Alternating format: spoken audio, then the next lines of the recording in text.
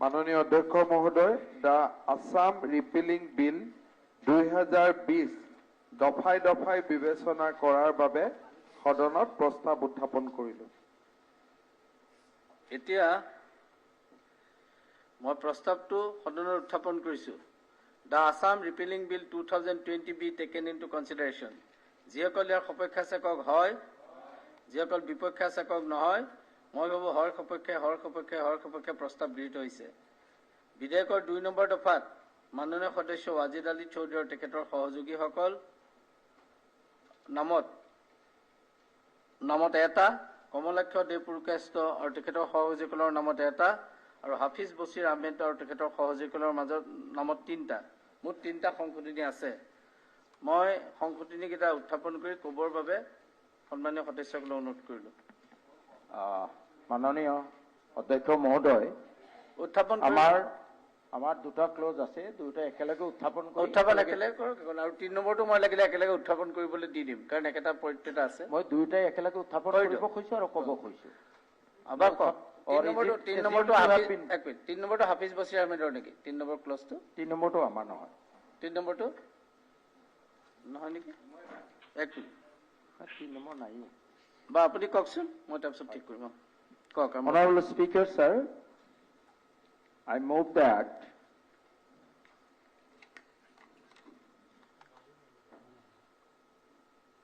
in clause 2, subclause 1, the amendment shall be as under. In subclause 3 of clause 1 of the proposed bill, the words at once shall be deleted, and after the word force and before the punctuation mark full stop, the following words shall be added. Only after a comprehensive bill for modernization of the existing madrasas by introduction of other subjects with special emphasis on learning of Arabic and Urdu languages and English literature, thereby converting these existing madrasas into centers of excellence for learning of Arabic and Urdu language along with English literature, and with elaborate provision for establishment of a Arabic university in the line of Kumar Bhaskar Burma Sanskrit University in the state of Assam is introduced and passed in the Assembly. Amendment of clause 2. Honorable Speaker, sir, I would like to move that after subclause 2 of clause 2 of the proposed bill, in subclause 1 of clause 2 of the proposed bill, the punctuation mark full stop shall be replaced by punctuation mark comma, and the following words shall be added. Provided that any madrasa becoming eligible for provincialization as per Provincialization Act as amended up to date shall be provincialized in line with the similarly situated Bhansar Educational Institution of the state. Honorable Speaker, sir, before I justify my amendment, I would like to just put one provision of our Constitution. Article 30, Section 2. I would just like to put, the state shall not, in granting aid to educational institutions, discriminate against any educational institution on the ground that it is under the management of a minority, whether based on religion or language. In spite of this provision in our Constitution, এই বিলখন যোৱাকালি উত্থাপন কৰোঁতে মাননীয় মন্ত্ৰী মহোদয় যি ধৰণৰ তেওঁৰ ইণ্টেণ্ট অভিপ্ৰায় প্ৰকাশ কৰিছে, সেই অভিপ্ৰায়লৈ লক্ষ্য ৰাখি আমাৰ কনষ্টিটিউশ্যনৰ এই প্ৰভিজনটোৰ বিষয়ে মই নেযাওঁ। মই মাননীয় মন্ত্ৰী মহোদয়ে যি অভিপ্ৰায় প্ৰকাশ কৰিছে যে আমাৰ ৰিলিজিয়াছ থিঅলজিকেল ছাইডটো আমি গভৰ্ণমেণ্টৰ ষ্টেটৰ ফালৰ পৰা ছাপোৰ্ট নকৰোঁ, বৰঞ্চ এৰাবিক লেংগুৱেজটো যাতে এটা স্কিল হিচাপে ডেভেলপ কৰিব পৰা যায়, তাত আমাৰ চৰকাৰৰ সদিচ্ছা আছে বা সেই ধৰণৰ কৰাৰ এটা অভিপ্ৰায় আছে। চ' আই হাৰ্টেলি ৱেলকাম ইট। ইনফেক্ট মোৰ পাৰ্চনেল ভিউ, এইটো মোৰ personal view. In addition, besides being a member of this assembly, I am also a Muslim. I am not expert in Islamic theology. Still, মোৰ পাৰ্চনেল ভিউ হ'ল যে ধৰ্মটো মোৰ ব্যক্তিগত কথা, মই কেনেকৈ শিকিম তাত চৰকাৰী সাহায্য লোৱাৰ কাৰণে মই জোৰ জবৰদস্তি কৰিব নালাগে। দিছ ইজ মাই পাৰ্চনেল ভিউ। লগতে মই আৰু এটা কথা, মোৰ জ্ঞানৰ পৰিসীমাই, আমাৰ এক্সপাৰ্ট হাফিজ বছিৰ সাহেব আছে, তেওঁলোকে ভালকে জানিব, মোৰ ইছলামিক থিঅলজিৰ যিটো জ্ঞানৰ পৰিসীমা, সেই পৰিসীমা মতে মই যিমান দূৰ বুজি পাওঁ যে আল্লাহ ইণ্টেণ্টটো চাই, ইৰাদা, নিয়ত, অবজেক্টিভ, মই আচলতে আল্লাহ তাআলাক সন্তুষ্ট কৰিবলৈ কৰিছোঁ নে মানুহক দেখুৱাবলৈ কৰিছোঁ, that is the main thing. আৰু সেইটোৰ ওপৰত বেছ কৰি পুণ্য, আল্টিমেট এইম ইজ দি পুণ্য, so' that we gain a place in the best heaven. গতিকে মোৰ পাৰ্চনেল ভিউ কৈ লৈছোঁ মই, মাদ্ৰাছা চৰকাৰে এইডেড কৰিব আৰু আমি কোৰাণ হাদিছ শিকিম, that seems to be a little bit mechanical, যে মই চৰকাৰে দৰমহা দিব গতিকে কোৰাণ শিকোঁ, গৈ পেলাই তাত মাষ্টৰী কৰিম। ইনষ্টিড যদি মোৰ সঁচাকৈ আল্লাহৰ প্ৰতি ভক্তি আছে, আল্লাহৰ বাণীৰ প্ৰতি ভক্তি আছে, somehow I may be a leper, I may be a farmer, somehow I will manage to learn Quran, to learn Hadith, and in that case, within what I understand, পুণ্য বেছিকে দিব, আল্লাহ খুশ হ'ব। যি বেচাৰা দিনত 100 টকা ইনকাম কৰিও কোৰাণ শিকাৰ কাৰণে কি চেষ্টা কৰি আছে। মই এইখিনি মোৰ পাৰ্চনেল যিখিনি আণ্ডাৰষ্টেণ্ডিং সেইখিনি কৈলোঁ।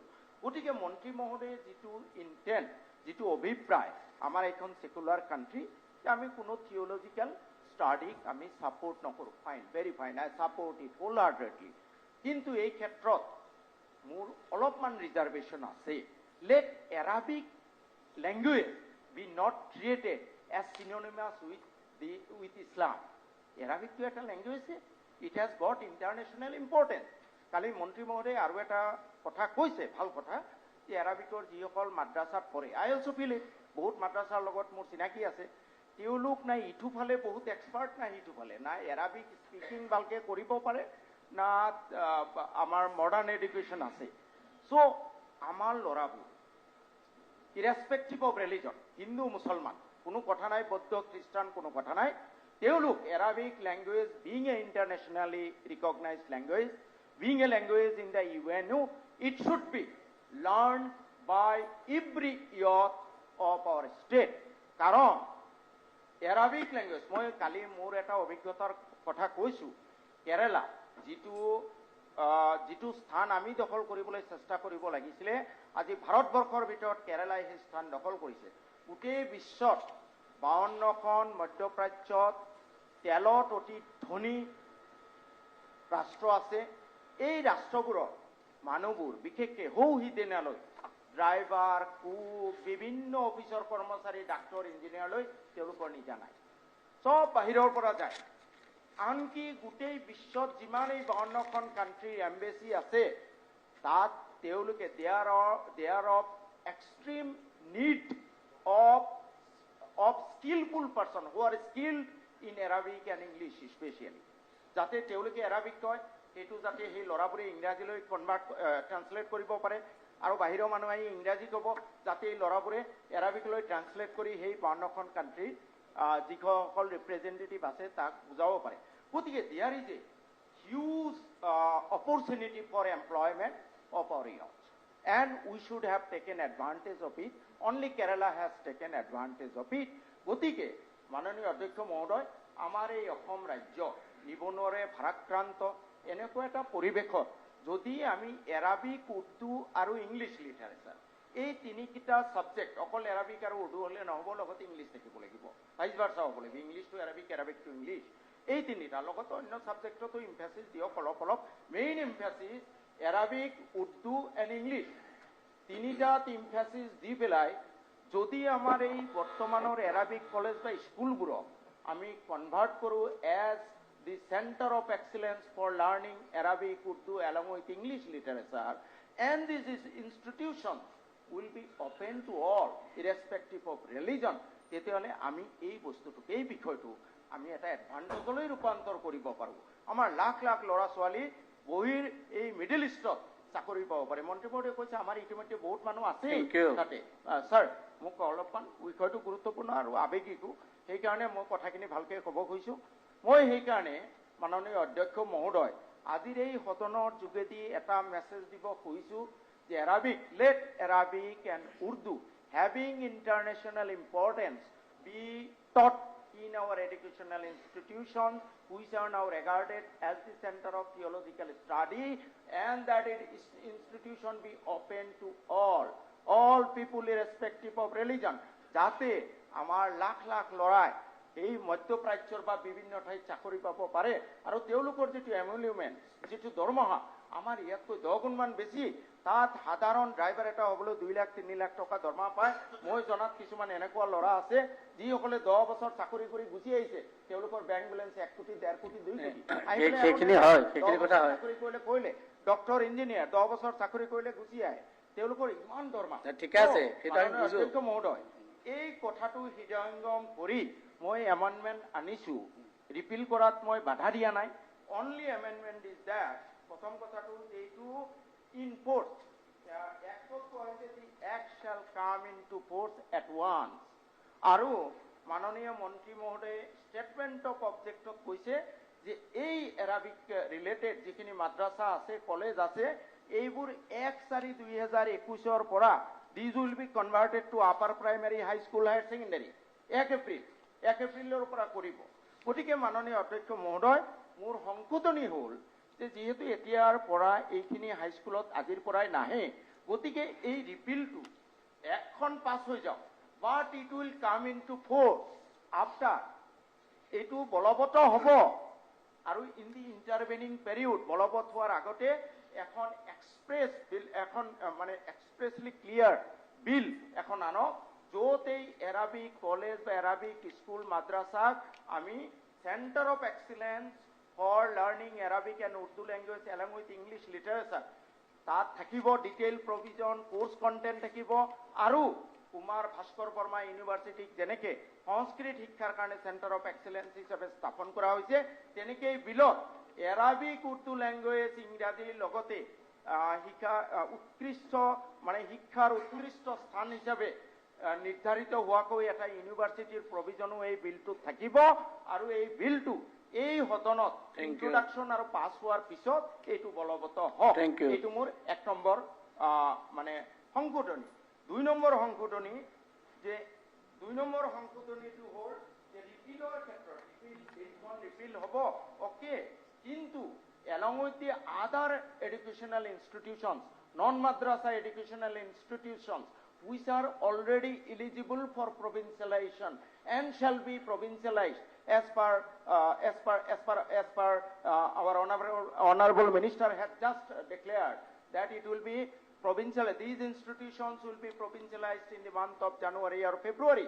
Similarly, madrasa sector বহুতো provincialized madrasa eligible হৈ আছে এখন ৰিপিল হলেও যেহেতু মন্ত্ৰী মহোদয়ৰ ইন্টেন্ট দিকে আছে যে চাকৰি বাকৰি কোনেও নেহেৰায় স্কেলৰ কোনো অসুবিধা নহয় গতিকে যেহেতু এই একবোৰ থাকুতে তেওঁলোক অলৰেডি এলিজিবল হৈছে প্ৰভিন্সিয়েলাইজেশনৰ কাৰণে so they should not be penalized for a non existent law act at that time গতিকে মই এটা চৰ্ত ৰাখিছো যে যিবোৰ মাদ্ৰাসা অলৰেডি প্ৰভিন্সিয়েলাইজ হোৱাৰ কাৰণে অৰ্হতা সম্পন্ন হৈছে সেই ৰিপিল হলেও ঠিক আছে মাদ্ৰাসাবোৰ যাতে মাদ্ৰাসাৰ কৰ্মচাৰীসকল প্ৰভিন্সিয়েলাইজ কৰা হ'ব গতিকে আৰু এটা কথা আৰু দুজনে ক'ব নহয় যেতে কৈছে এই অনুষ্ঠানবোৰ পৰিচালিত হ'ব this will be under Assam secondary education provincialised school service rules হেতু লগতে মই আৰু দুটা বস্তু এড কৰিলে ভাল হয় বুলি ভাবো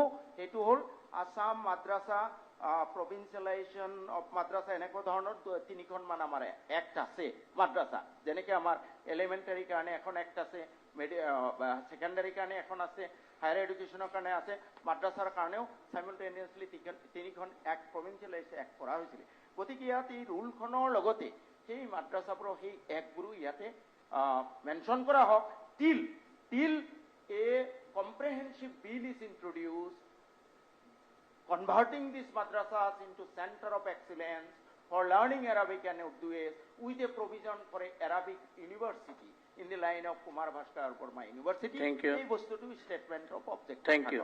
ধন্যবাদ কমলেশ দেৱপুৰ কৈছে না কমলেশ দেৱপুৰ এমেন্ডমেন্ট যিকেইজন দিছে ক'বলৈ দিলো আৰে ভাই আপোনালোকৰ চবেই দিছে একেলগে চহী কৰি 12জনে ক'ব নেকি নাই সেইটো বেলেগ কথা দিয়াত মই নিদিওঁ বুলি কোৱা নাই তেখেতৰ নামকেইটা যিকেইটা লৈছে দি লৈছোঁ মাননীয় অধ্যক্ষ মহোদয়, I beg to move after the subclause 2 of the clause 2 of the proposed bill, the following shall be added. 3. Government aided funded madrasa shall be henceforth to relevant university or subsidiary modernized. suitably Suitably modernized.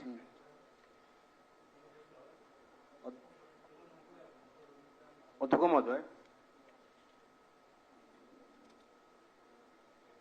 তাৰমানে কথাটো হৈছে কি মই যেটো ক'ব বিচাৰিছিলোঁ যে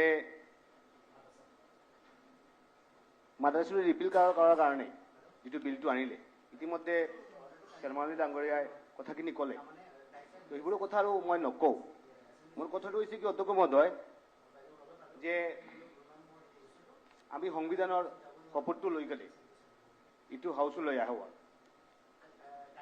যিটো আমাৰ ওথ যিটো হয় এই ওথটো এনেকুৱা হয় যে I so and so having been elected as a member of the Legislative Assembly do swear in the name of God that I will bear true faith and allegiance to the Constitution of India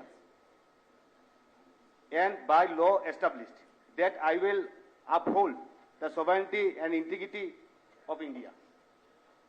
অর্থাৎ অধ্যক্ষ মহোদয় ভাৰতবৰ্ষৰ sovereignty আৰু ইন্টিগ্ৰিটিৰ প্ৰতি আমি কনষ্টিটিউশনৰ প্ৰতি আমাৰ সম্পূৰ্ণ আস্থা থাকিব লাগে ইটো শপতটো লৈ কেনে আমি এছেম্বলিলৈ আহোঁ কথাটো হৈছে কি অধ্যক্ষ মহোদয় যে মাদ্ৰাছা মডাৰ্নাইজ কৰিব লাগে মাদ্ৰাছা ইউনিভাৰ্চিটিলৈ ৰূপান্তৰিত কৰিব লাগে আমাৰ কথাটো হৈছে কি আমি ভালৰ কাৰণে এই একখন কৰিম বাৰু যিটো একতে অসমৰ এটা গঢ় দিব অসমৰ এটা পৰিৱেশ সৃষ্টি কৰিব যাতে প্ৰত্যেকটা ৰাইজ তেওঁৰ অধিকাৰ লৈ থাকিব পাৰে ইটো কাৰণে আমি যেটো চালো যে প্ৰধানমন্ত্ৰী 15 পইণ্ট প্ৰগ্ৰাম তাতে ক্লিয়াৰলি লেখা আছে সিৰিয়াল নম্বৰ 4 তে মাদ্ৰাছাকেইটা মডাৰ্নাইজ কৰিব লাগে যে মাদ্ৰাছা আৰু আপগ্ৰেড কৰিব লাগে ইটো বিলটো তাতে আনাৰ উদ্দেশ্যটো কি মই ধৰিব পৰা নাই এক নম্বৰ কথা 2 নম্বৰ কথা অধ্যক্ষ মহোদয় Yogi Aditya honourable chief minister Uttar Pradesh তেওঁৰ ষ্টেটত আমি ভালকে চালো গম পাবো যে বিগত 2021ৰ যেটো বাজেট আছে বাজেটত অধ্যক্ষ মহোদয় তাতে প্ৰায়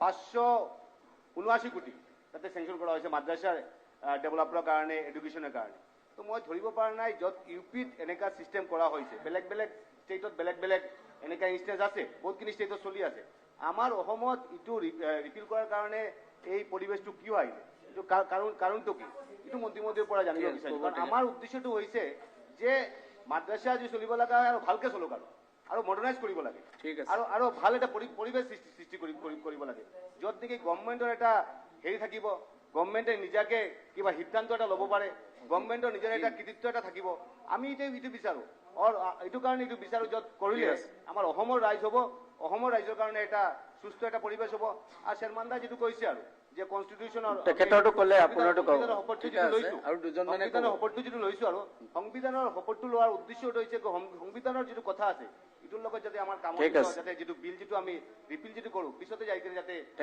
এনেকা কিবা নহয় এইটো কাৰণে সংবিধানক মানি কেনে যাতে বিলটো যাতে হেৰি কৰা হয় যাতে পিছতে ইটো লৈ যাতে ঠিক আছে ইটো মই মন্ত্ৰীমণ্ডলৰ পৰা অনুৰোধ জনাইছো আপিছ বছৰ আমি আপোনাৰ এটা আছিলে কিবা ক'ব নেকি কওক আপোনাৰ এটা দেখিছিলো শেষ কৰি দিব পিছত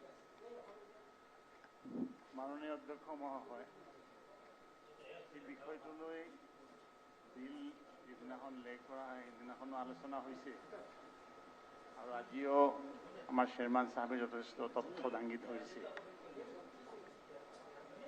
একচুৱেলি আমাৰ মন্ত্ৰী মহোদয়ে যে কৈছে মাদ্ৰাছাবোৰত চৰকাৰী টকা দি ধৰ্মীয় শিক্ষা দিয়া হয় এই কথাটো 100% সত্য নহয় আৰু 100% মিছাও নহয় আমাৰ সমাজত দেশ স্বাধীন হোৱাৰ পিছৰ পৰাই দেশৰ সংবিধানৰ আওতাত এই মাদ্ৰাছাবোৰ প্ৰতিষ্ঠা কৰা হৈছিল প্ৰথম। আৰু এই মাদ্ৰাছা শিক্ষা বিফোৰ 800 years back আমি চাওঁ যদি তাৰ পৰাই পাওঁ। চৰকাৰী পইচা দি ধৰ্মীয় শিক্ষা নীতিগত হিচাপে মুছলিম ক্লাৰ্ক যিমান আছে কোনেও এইটো মানি নলয়। আজি পৃথিৱীৰ আটাইতকৈ ডাঙৰ মুছলিম ইউনিভাৰ্চিটি ৰিলিজিয়াছ থিঅলজি দাৰুল উলুম দেওবন্দ যে আছে তাৰ মূল প্ৰিন্সিপল তাত আছে, কোনো এজন মানুহে যদি অকলে মাহত 1 কোটি হওক আৰু 10 কোটি খৰচ হওক বোলে মই চলাই দিম এইখন, সেইটোও এলাউ কৰা নাই। যে এইখন মাদ্ৰাছা জনসাধাৰণৰ কণ্ট্ৰিবিউশ্যনৰ ওপৰত 1 টকা 2 টকা এইখন চলিব। আৰু নীতিগত হিচাপে চৰকাৰী পইচা লোৱা তেনেকুৱা অনুষ্ঠান অসমতো আছে। এতিয়া যদি মাদ্ৰাছাবোৰত আৰবী শিক্ষা দিয়া হৈ আছে, এটা কথা মই মাজতে কৈছোঁ যে আৰবী শব্দ আজি আমাৰ অসমীয়াৰ মাজতো বহুত হাজাৰ হাজাৰ। সৈয়দ আব্দুল মালিক প্ৰয়াত, তেখেতে এখন ডিকশ্যনাৰী লিখিছিল, প্ৰিণ্ট হ'লনে নাই গম নাপাওঁ। তেখেতে কৈছিল যে ইছলামী শব্দ বাদ দিলে মানুহে কাপোৰ পিন্ধি থাকিব নোৱাৰিব। জোতা, মোজা, টুপি, কামিজ, সালোৱাৰ ইত্যাদি সব পাৰ্চী আৰবী শব্দ। আমি যদি কোৰ্টত যাওঁ, উকিল, হাকিম, মুন্সিফ, পেশকাৰ, সিস্তাদাৰ ইত্যাদি সব পাৰ্চী আৰু আৰবী শব্দ। আজি আটাইতকৈ মোষ্ট ইণ্টাৰেষ্টিং কথা হ'ল যে ইছলাম জগতৰ লগত আৰবীৰ লগত আৰব কাণ্ট্ৰিৰ লগত আটাইতকৈ ডাঙৰ দুশ্মনী হ'ল ইজৰাইলৰ। ইজৰাইলৰ ছেকেণ্ড নেশ্যনেল লেংগুৱেজ হ'ল আৰবী। আজি অকল আৰবী বুলি কোৱাৰ লগে লগে মুছলমান আছে এনেকুৱাও নহয়। আজি ইজিপ্তত যাওক বহুত খ্ৰীষ্টান আছে, তেওঁলোকে আৰবী, তেওঁলোকৰ মাতৃভাষা। পেলেষ্টাইনত যাওক তেওঁলোকৰ মাতৃভাষা আৰবী আছে। সেইকাৰণে এজ এ লেংগুৱেজ এই অনুষ্ঠানবোৰত আৰবী ইন্ট্ৰডিউচ কৰা হৈছে। কিছু ধৰ্মীয় লেখ যে আছে, এইটো যিহেতু এই মাদ্ৰাছাবোৰ প্ৰতিষ্ঠা কৰোঁতে ৰাইজত দান বৰঙণি কৰিছিল আৰু যিটো কৌমী বা খাৰিজী মাদ্ৰাছা কোৱা হয়, কিন্তু পৰৱৰ্তী পৰ্যায়ত গৈ পেলাই কিছু মহলে, মই ন্যস্ত বুলি নকওঁ, তেওঁলোকে এইবিলাক গভৰ্ণমেণ্টৰ লগত বোৰ্ডৰ লগত তেওঁলোকে এটাচ কৰিছে। আজি এই মাদ্ৰাছা বোৰ্ড বা ছিষ্টেমটো আমি আগৰ ইতিহাস যদি বাদ দিওঁ, দেশ বিভাজনৰ আগত 1934ত এই ফাৰ্ষ্ট এইখনো অৰ্গেনাইজ কৰি চৰকাৰী ছেক্টৰত যিবিলাক মাদ্ৰাছা এখন বোৰ্ড হৈছিল। দেশ স্বাধীন হ'ল, তেতিয়া তাৰ হেড অফিচ আছিল, ডাইৰেক্টৰেট আছিল চিলেটত। দেশ স্বাধীন হোৱাৰ পিছত ইয়াৰ শিফ্ট হ'ল, অৰ্থাৎ চিলেট বেলেগ হৈ গ'ল। অসমৰ ৰাজধানী মেঘালয়, শ্বিলঙত আহিল তাৰ অফিচ। তাৰপিছত মেঘালয় ক্ৰিয়েশ্যনৰ হোৱাৰ পিছত ইয়াৰ অফিচ আহিল ইয়াত কাহিলীপাৰাত, কি নগাঁৱত আহিল, নগাঁৱৰ পৰা আকৌ গুৱাহাটী। যদি কিবা পৰিৱৰ্তন আনিব লাগে ইয়াত, আমি কেতিয়াও নাভাবোঁ যে চৰকাৰী মাদ্ৰাছাৰ পৰা আমাৰ ৰিলিজিয়াছ কিবা ছাৰ্ভিচ আমি পাম ইয়াৰ পৰা। এইটো আমি মুছলিম কৌমে কেতিয়াও প্ৰত্যাশা নকৰে। এইটো যি কৌমী নিজস্বভাৱে প্ৰতিষ্ঠিত মাদ্ৰাছা আছে তাৰ পৰাই যথেষ্ট আমাৰ ইমাম লাগে, মুয়াজ্জিন লাগে, বিভিন্ন ধৰ্মীয় যিবিলাক আচাৰ অনুষ্ঠান পৰিচালনা কৰাৰ বাবে আমাৰ দৰকাৰ আছে, সেই তাৰ পৰা চৰকাৰী মাদ্ৰাছাৰ পৰা সেইটো আশা নকৰে। সেইকাৰণে আজি আমি সেইদিনাখনো কৈছিলোঁ যে ডিচিশ্যনটো খুব সোনকালে হৈ আছে। এইটো অলপ চেণ্টিমেণ্টৰ লগত জড়িত আছে। আৰু মানুহৰ বহুত মানুহ আছে, লাখ মানুহ আছে। মই সেইদিনাখন কৈছিলোঁ যে 1,20,000 ষ্টুডেণ্ট আছে। তাৰপিছত এই আমাৰ শ্বেৰমান ডাঙৰীয়াই কোৱাৰ দৰে তাত 300তকৈ অধিক ভেঞ্চাৰ যাৰ ডেজাৰ্ট টু বি প্ৰভিন্সিয়েলাইজড, তেনেকুৱা এটা পৰ্যায়ত আছে তেওঁলোকৰ। সেই আৰু এইটোতো 2 নম্বৰত ৰাখিলেও যিবোৰ ল'ৰা ছোৱালী আজি তাত পঢ়ি আছে, আজি যদি আজিৰ পৰা 2 মাহ পিছত গোটেইখিনি মাদ্ৰাছা ইমিডিয়েট এফেক্ট যদি কনভাৰ্ট কৰা হয়, গোটেই তাৰ কেৰেক্টাৰিষ্টিক গোটেইখিনি যদি চেঞ্জ, অৰ্থাৎ বৰ্ডলৈ যোৱাৰ লগে লগে তাৰ চিলেবাছ চব চেঞ্জ হৈ যাব। এই ল'ৰা ছোৱালীখিনি এটা Try to conclude. এনেকুৱা সাগৰত পৰিব, সাঁতুৰিও কিনাৰ নাপাব। সেইকাৰণে আমি মন্ত্ৰী মহোদয়ক বা চৰকাৰক অনুৰোধ জনাব বিচাৰিছোঁ, বিষয়টো ইমান তড়িঘড়ি নকৰি সংশ্লিষ্ট কৰ্তৃপক্ষৰ কিবা এটা থাৰ্ড ৰাস্তা ওলাই নেকি।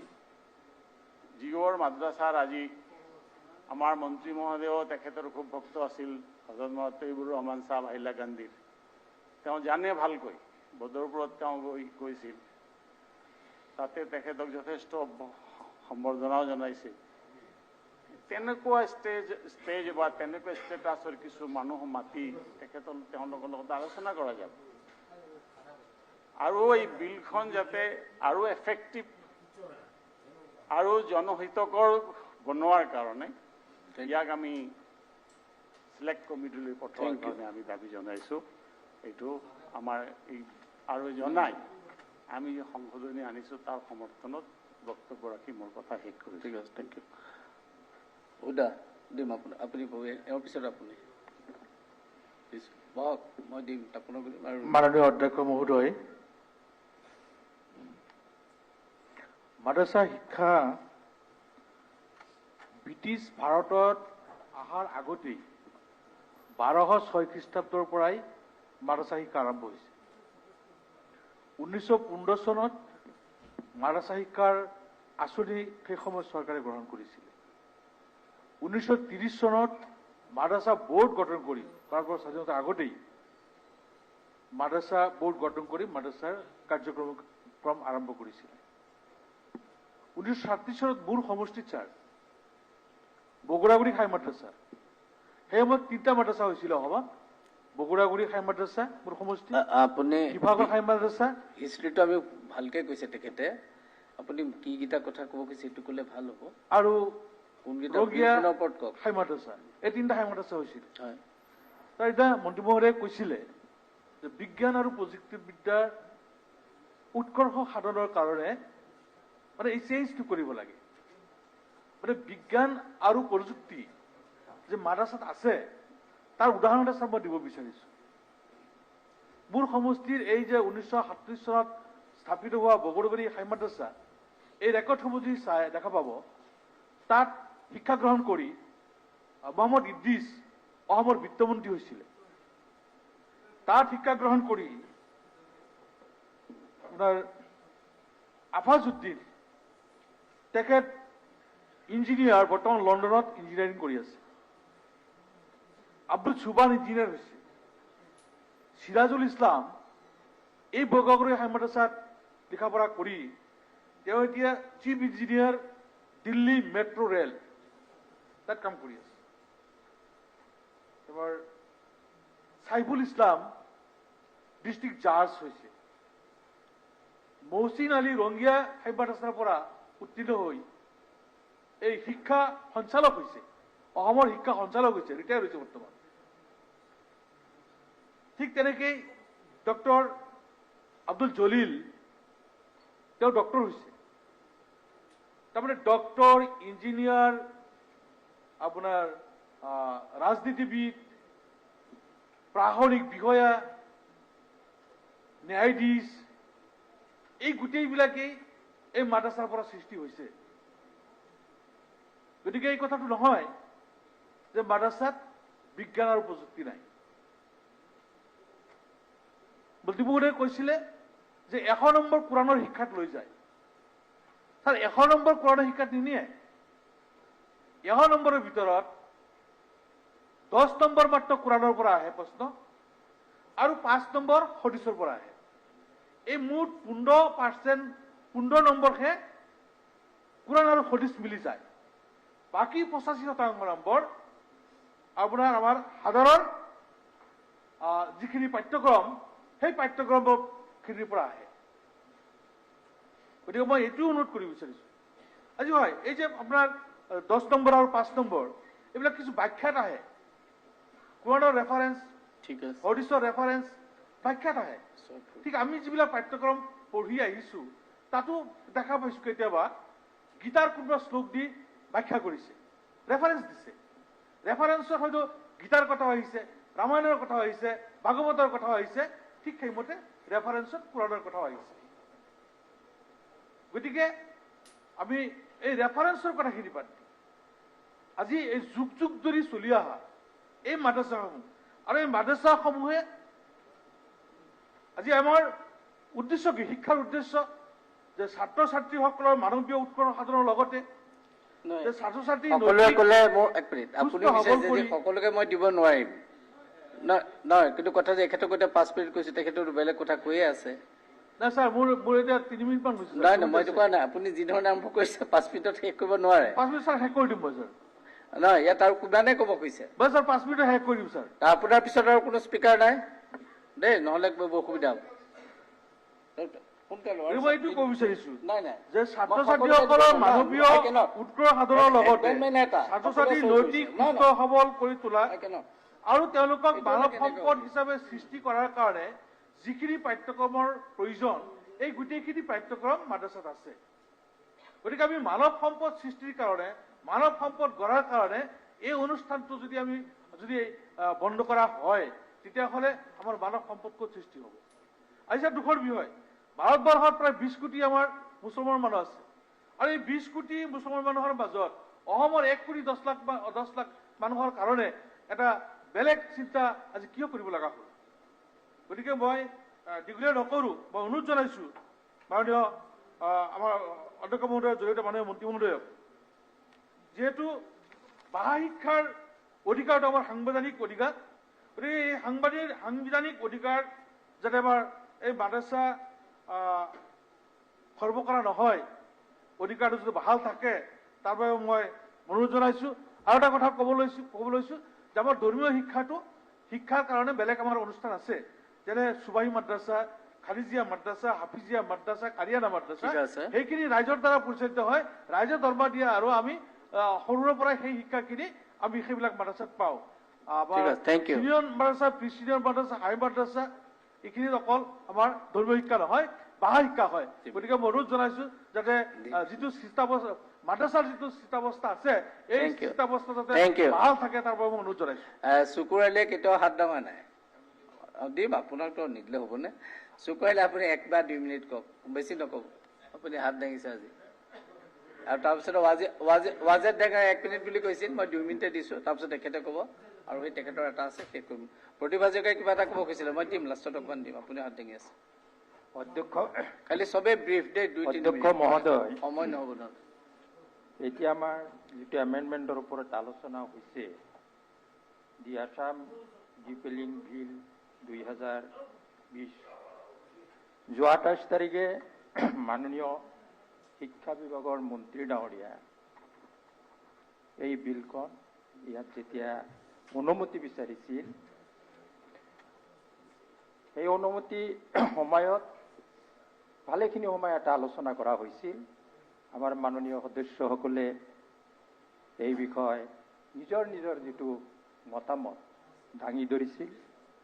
আমাৰ মন্ত্ৰী মহোদয়েও তাৰ উত্তৰত তেওঁৰ দৃষ্টিভংগী আৰু লক্ষ্য ব্যাখ্যা কৰিছিল।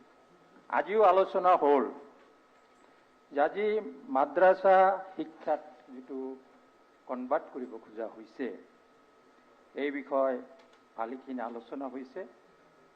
মোৰ যিটো মতামত, যেই বিষয় মাদ্ৰাসা শিক্ষা, মুক্তবৰ শিক্ষা ভাৰতবৰ্ষৰ শিক্ষাৰ আদি ব্যৱস্থা। আমাৰ ভাৰতবৰ্ষৰ শিক্ষা বুলি ক'লে বৈদিক যুগত গুৰুকুল শিক্ষা ব্যৱস্থা আছিলে। তাৰপিছত যেতিয়া আনুষ্ঠানিক শিক্ষা আৰম্ভ হ'ল, বক্তব্য, সাংস্কৃতিক টোল, এই শিক্ষা অনুষ্ঠানবোৰেই আমাৰ ভাৰতীয় শিক্ষা ব্যৱস্থাত এটা অৱদান ৰাখি আছে। ব্ৰিটিছে যেতিয়া আধুনিক শিক্ষা প্ৰৱৰ্তন কৰিলে, সেই সময়তো ভাৰতীয় এই শিক্ষা ব্যৱস্থা বন্ধ কৰা নাছিল। আমাৰ দেশ স্বাধীন হ'ল, স্বাধীনতাৰ পিছতো আমাৰ চৰকাৰ, দেশীয় চৰকাৰ, শিক্ষা ব্যৱস্থা, আধুনিক শিক্ষা ব্যৱস্থাই চলালে। মাজে মাজে শিক্ষাৰ বিভাগৰ কাৰণে বহুতো শিক্ষা আয়োগ গঠন কৰিলে, কিন্তু যি মাদ্ৰাছা শিক্ষা, মক্তবৰ শিক্ষা, সংস্কৃতিৰ তলৰ শিক্ষা বন্ধ কৰা নাছিল। ব্ৰিটিছৰ দিনতো বন্ধ হোৱা নাছিল, আমাৰ স্বাধীনতাৰ পিছত চৰকাৰো বন্ধ কৰা নাছিল। ইফালে আধুনিক শিক্ষা আৰু ইফালে ভাৰতীয় যি শিক্ষা ব্যৱস্থা দুটাই ইয়াত চালু আছিল। সময়ৰ পৰিৱৰ্তনৰ লগে লগে নতুন চিন্তা কৰিব লগা হয়, এই কথাত মোৰ দ্বিমত নাই। কিন্তু এই বিষয়টো ভাৰতৰ শিক্ষা ইতিহাসত, ভাৰতৰ সমাজ জীৱনৰ লগত এই পুৰণি শিক্ষা পদ্ধতি জড়িত, ইয়াত মানুহৰ আৱেগ জড়িত। গতিকে এই বিষয়টো ছাৰ, মই মাননীয় শিক্ষামন্ত্ৰী মহোদয়ক অনুৰোধ কৰিম যে আজি তেখেতে বিল আনিছে, এই বিল সম্পৰ্কে বিৰোধিতা এই সম্পৰ্কে মই ক'বলৈ যোৱা নাই। ইয়াৰ কাৰণে এটা দীঘলীয়া ইতিহাসৰ এটা সামৰণি পৰিবলৈ আৰম্ভ কৰিছে। গতিকে অলপ সময় লৈ এটা বিস্তৰ ব্যাপক আলোচনা কৰি বিভিন্ন পৰ্যায়ত এটা আলোচনা কৰি যাতে এটা ব্যৱস্থা ল'লে, কাৰণ যিহেতু ইয়াৰ আৱেগ অনুভূতি সবৰে আছে, গতিকে যিটো পৰিৱৰ্তন লাগে, পৰিৱৰ্তন হৈ আছে, সেই পৰিৱৰ্তনৰ লগত আমি মিলিব লাগিব, নহলে আমিও আগবাঢ়ি যাব নোৱাৰিম। কিন্তু এই পৰিৱৰ্তন আনিবলৈ যাই যাতে আমাৰ কোনো অসুবিধা নহয়, ঠিক আছে, এই কথাটো চিন্তা কৰি আমাৰ বছিৰুদ্দিন হাবিজ সাহেব তেখেতে মাননীয় ইয়াত জ্যেষ্ঠ সদস্য, তেখেতেও কিছু পৰামৰ্শ দিছে, এই বিষয়ে তেওঁৰ জ্ঞান আছে। গতিকে মোৰ কথা যাতে এই মাদ্ৰাছাবিলাক আধুনিকীকৰণ কৰক আৰু সময় উপযোগী পাঠ্যক্ৰম তাত ব্যৱস্থা কৰা হওক, যাতে সকলো ধৰণৰ শিক্ষা তাতে কৈয়ে মই মোৰ থেংক ইউ। নহ'লে মোৰ টাইম নহ'ব ন, মই গৈ আছোঁ, একেবাৰে শ্বৰ্টকৈ কওঁ।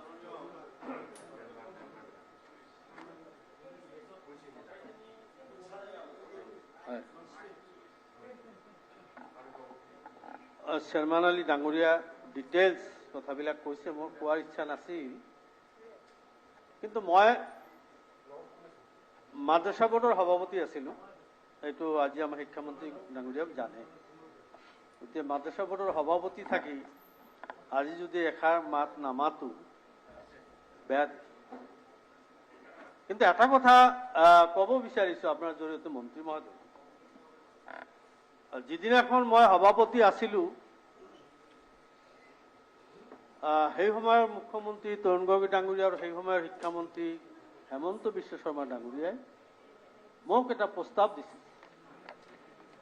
সেই প্ৰস্তাৱটো কি আছিল যে যিবিলাক খাৰেজী মাদ্ৰাছা আছে, ইছলামীয়া মাদ্ৰাছা আছে, প্ৰাইভেট মাদ্ৰাছা আছে, আপুনি তেখেতসকলৰ লগত কথা পাতক, আমি তাত ইংৰাজী, ছায়েন্স, মেথামেটিক্স আমি ছাবজেক্ট দিম, টিচাৰখিনি আমি দিম, আৰু এই মাদ্ৰাছাৰ ইনফ্ৰাষ্ট্ৰাকচাৰৰ কাৰণে আমি সহায় কৰিম।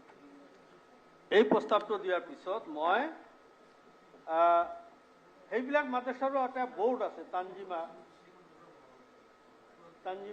তানজিম বোৰ্ড, তাৰ সভাপতি আছিল মৌলানা বদৰুদ্দিন আজমল নগৰ, এতিয়াও বোধহয় আছে। তো মই ডাইৰেক্ট তেখেতৰ লগত কথা নাপাতি মোৰ ডাইৰেক্টৰ আছিল আব্দুল কাইয়ুম আলামী, তেখেতক ক'লো যে আপুনি কথা পাতক, কাৰণ মোৰ লগত তেওঁৰ এটা ৰাজনৈতিক এটা চলি আছিল, জানে আপোনালোকে। তেওঁ কথা পাতিলে, তেওঁলোকে এইটো ৰিজেক্ট কৰিলে যে আমি ধৰ্মীয় মাদ্ৰাছাসমূহ আমি চৰকাৰী কোনো অনুদান নলওঁ, ডাইৰেক্ট ৰিফিউজ কৰিলে। এইকাৰণে কথাটো মই উল্লেখ কৰিছোঁ যে আজি কোৰাণ পঢ়াবলৈ চৰকাৰী অনুদান আমাৰ মুছলমান সম্প্ৰদায়ৰ মানুহৰ প্ৰয়োজন নাই। হাদিছ পঢ়াবলৈ চৰকাৰী টকাৰে হাদিছ পঢ়াবলৈ তেওঁলোকে এইটো বিচৰা নাই, কিন্তু এইটো পৰম্পৰাগতভাৱে চলি আহিছে। কোনোদিন আজিলৈকে, কালি মন্ত্ৰী মহোদয়ে কোৱা মতে যে এই 70 বছৰত কোনো অবজেকশন কৰা নাই, কিন্তু এই প্ৰথম চৰকাৰ, এই চৰকাৰে প্ৰথম অবজেকশন আনিলে। আৰম্ভণিৰ পৰা প্ৰথম মাদ্ৰাসাবিলাক শুক্ৰবাৰে বন্ধ আছিল, সেইটো ষ্টপ কৰাই দেওবাৰে কৰিলে। আমিতো আপত্তি কৰা নাই। এই চৰকাৰে চেঞ্জ কৰিব বিচাৰিছে, চৰকাৰৰ কথাত আমি চলিব লাগিব, হাদিছৰো কথা। চৰকাৰৰ সিদ্ধান্ত আমি মানি চলিব লাগিব, এইটো হাদিছেও কৈছে, আমাক ইছলামেও কৈছে। শুক্ৰবাৰৰ জেগাত দেওবাৰে বন্ধ ডিক্লেয়াৰ কৰিলে, মানি লৈছে। আজি যোৰহাটৰ যিটো মক্তব মাদ্ৰাসা, আপুনি জানে, আপুনি বোধহয় তাত পঢ়িছে নে নাজানে, কিন্তু তৰুণ গগৈ ছাৰেও তাত লিখা পঢ়া কৰিছিল। সেইটো নামটো চেঞ্জ কৰি দিলে, মাদ্ৰাসা নামটো উঠাই দিয়া হ'ল। আমি আপত্তি কৰা নাই। এতিয়া আছে কথা হ'ল নাম একেটাই আছে। হা, মানে আমাৰ এটা ধাৰণা হৈছে, অসমৰ সংখ্যালঘু ৰাজ্যৰ এটা ধাৰণা হৈছে যে অসমৰ পৰা মুছলমানৰ নাম নিশানা মানে উঠাই নিদিয়ালৈকে এই চৰকাৰ শান্তিত নাথাকে। এইটো মোৰ কথা কোৱা নাই, অসমৰ ৰাইজৰ চেণ্টিমেণ্টৰ কথা কৈছে। সেইকাৰণে মন্ত্ৰী মহোদয়ে যিটো কৰিব বিচাৰিছে, সেইটোত আমি যিসকলে ইয়াত প্ৰতিনিধিত্ব কৰিছোঁ, আমি কিন্তু বুজি পাইছোঁ যে তেওঁ ভাল চিন্তা কৰিছে, কিন্তু চেণ্টিমেণ্ট অফ দি পিপুল। আজি বহুতে মই হাউজত আহোঁতে সংবিধান মেনশ্যন কৰি দিয়ে যে সংবিধানৰ অনুচ্ছেদ 28, 29 তাত আছে, এইটো চৰকাৰে বন্ধ কৰিব নোৱাৰে। মই ক'লো সেইবিলাক লৈ বাছ কৰিবলৈ মই নাযাওঁ। গতিকে আমাৰ বছিৰ আহমেদ কাছিমি ডাঙৰীয়া, তেখেতেও কটনৰ আৰবিকৰ লেকচাৰাৰ আছিল, তেখেতেও এটা ছাজেশ্যন আজি আগবঢ়াইছে। আমিও কওঁ যে এইটো চেণ্টিমেণ্টৰ কথা, অন্য একো নহয়। গতিকে এটা কমিউনিটি এই চেণ্টিমেণ্ট যিটো আছে, এই চেণ্টিমেণ্টটো মানে আপাতত মই ভাবোঁ যে ইমিডিয়েট এটা সিদ্ধান্ত নলৈ হয়তো লাহে ধীৰে এইটো এটা কমিটি বনাই দি বিভিন্ন যিবিলাক আমাৰ মাজত মুছলিম ভাল শিক্ষিত মানুহ আছে, তেওঁলোকৰ পৰা 2-এজন মানুহক বা অন্য সম্প্ৰদায়ৰ মানুহক লৈ পেলাই এটা কমিটি বনাই এটা ভালকে ষ্টাডি কৰি পেলাই পিছত সিদ্ধান্ত ল'লে ভাল হ'ব বুলি মই আপোনাৰ জৰিয়তে মন্ত্ৰী মহোদয়ক অনুৰোধ জনাই বক্তব্য সামৰিছোঁ। ৰফিকুল ইছলাম, টাইমটো চাব। মাননীয় অধ্যক্ষ মহোদয়, ফৰ্মেলি আমি এইটো মুভো কৰা নাই, মোক দিছিল যদি আপোনাৰ মই নাই, এইটো তেখেতে কৰিলে বুলি ধৰিছোঁ। 4জনৰ মাজত এজনে কৰিলে হয়, এইটো মুভ হৈ গৈছে, এইটো আগতে গুচি গ'ল আপোনালোকৰ। মই তথাপি সেইকাৰণে এলাউ কৰিছোঁ। এইটো অ'কে ছাৰ। মই আপোনাক কি কথাখিনি কৈছে, কিবা যদি এডিশ্যন কৰে কৰক, কেইবাটাও ভাল চেশ্যন দিছে। মোক বেছি টাইম নলওঁ, অলপ সময় মই ল'ম। মাননীয় অধ্যক্ষ মহোদয়, মই আজি কিছু পৰিমাণে আৱেগিক, কিন্তু সীমাৰ ভিতৰতে কম। আৰু মই পৰহিও অনুৰোধ কৰিছিলোঁ মাননীয় মন্ত্ৰী মহোদয়ক আপোনাৰ জৰিয়তে, যে যদি আমাৰ ছাৰেও কৈছিল কাছিমি চাহাবে যে ছেলেক্ট কমিটিত পঠাই অলপ চিন্তা চৰ্চা কৰাৰ কাৰণে যদি সুযোগ দিলেহেঁতেন ভাল আছিল। আজি ৰাজ্যসভাত বহুত বিল পেণ্ডিং আছে মাননীয় অধ্যক্ষ মহোদয়, বছৰ বছৰ তাতে পেণ্ডিং আছে। আজি অতদিনৰ অনুষ্ঠান স্বাধীনতাৰ আগৰ পৰা চলি আছে, আৰু ইতিমধ্যে কোৱা হৈছে এটা চেণ্টিমেণ্টো জড়িত আছে। আৰু চৰকাৰৰ আপোনাৰ মদতত চলি আছিলে অনুষ্ঠানবিলাক। গতিকে এই সিদ্ধান্তৰ আগত এতিয়াও যদি জাগা আছে, মই অনুৰোধ কৰিম যে আজি এই দফাই দফাই আলোচনা কৰি পাছ নকৰি যদি অলপ এইটো হোল্ড কৰিব পাৰে, মাননীয় মন্ত্ৰী মহোদয়ক মই এতিয়াও ৰিকুৱেষ্ট কৰিম, অনুৰোধ কৰিম যে সময় আছে পিছলৈ আৰু অলপ ডিছকাছ কৰি অলপ চিন্তা চৰ্চা আমিও কৰোঁ, আপুনিও কৰক, মাদ্ৰাছা স্কলাৰসকলৰ লগত বহি আলোচনা বিলোচনা কৰি পিছত যদি আমি এটা সিদ্ধান্তত আহিব পাৰোঁ বোধহয় ভাল হ'ব। ঠিক মই আৰু কেইটামান কথা কৈছোঁ। মাননীয় মন্ত্ৰী মহোদয় ইয়াৰ জাষ্টিফিকেশ্যনৰ ওপৰত তেখেতে সেইদিনাখন ভাল বক্তব্য দিছে, কিছু কথা তেখেতে কৈছে। ইতিমধ্যে কথাখিনিও আহিছে যে মাদ্ৰাছা দুই ধৰণৰ, এটা হ'ল বেচৰকাৰী মাদ্ৰাছা, তাতে কোনো পইচা নলয়। হয়, আমাৰ যিসকল গোটেই ইণ্ডিয়া লেভেলত যিসকল মাদ্ৰাছাৰ স্কলাৰ্ছ আছে, ডাঙৰ ডাঙৰ আছে, তেখেতসকলেও কয়। আৰু মাদ্ৰাছা কেম্পাছবিলাক প্ৰাইভেটলি চলি আছে, আমাৰ কমিউনিটিৰ মানুহে চলাই আছে। ইভেন কি গুজৰাটত মই গৈছোঁ, বহুত মাদ্ৰাছাৰ কেম্পাছ আমাৰ ইউনিভাৰ্চিটিৰ কেম্পাছৰ নিচিনা। ইউ পি বা অন্য কেৰেল অন্যান্য ষ্টেটত আমি অলপ ফাইনেন্সিয়েলি ইমান চাউণ্ড নহওঁ, আমাৰ কেম্পাছবিলাক ইমান ষ্ট্ৰং নহ'লেও তথাপি বাছকান্দি বা হোজাই বা আৰু কিছুমান জেগাত আমাৰ গোৱালপাৰাতো 2এখন মাদ্ৰাছা আছে, ভাল কেম্পাছ আছে, প্ৰাইভেট মাদ্ৰাছা মই কৈছোঁ, এটকা নলোৱাকৈ ধুনীয়াকৈ চলি আছে। অল অভাৰ দ্য মানে ইণ্ডিয়া হাজাৰ হাজাৰ অনুষ্ঠান, ধৰ্মীয় অনুষ্ঠান চলি আছে। কোনোদিন তেখেতসকলে আগবাঢ়ি নাহে, দিলেও নলয় বহুতে, তেনেকৈ চলি আছে।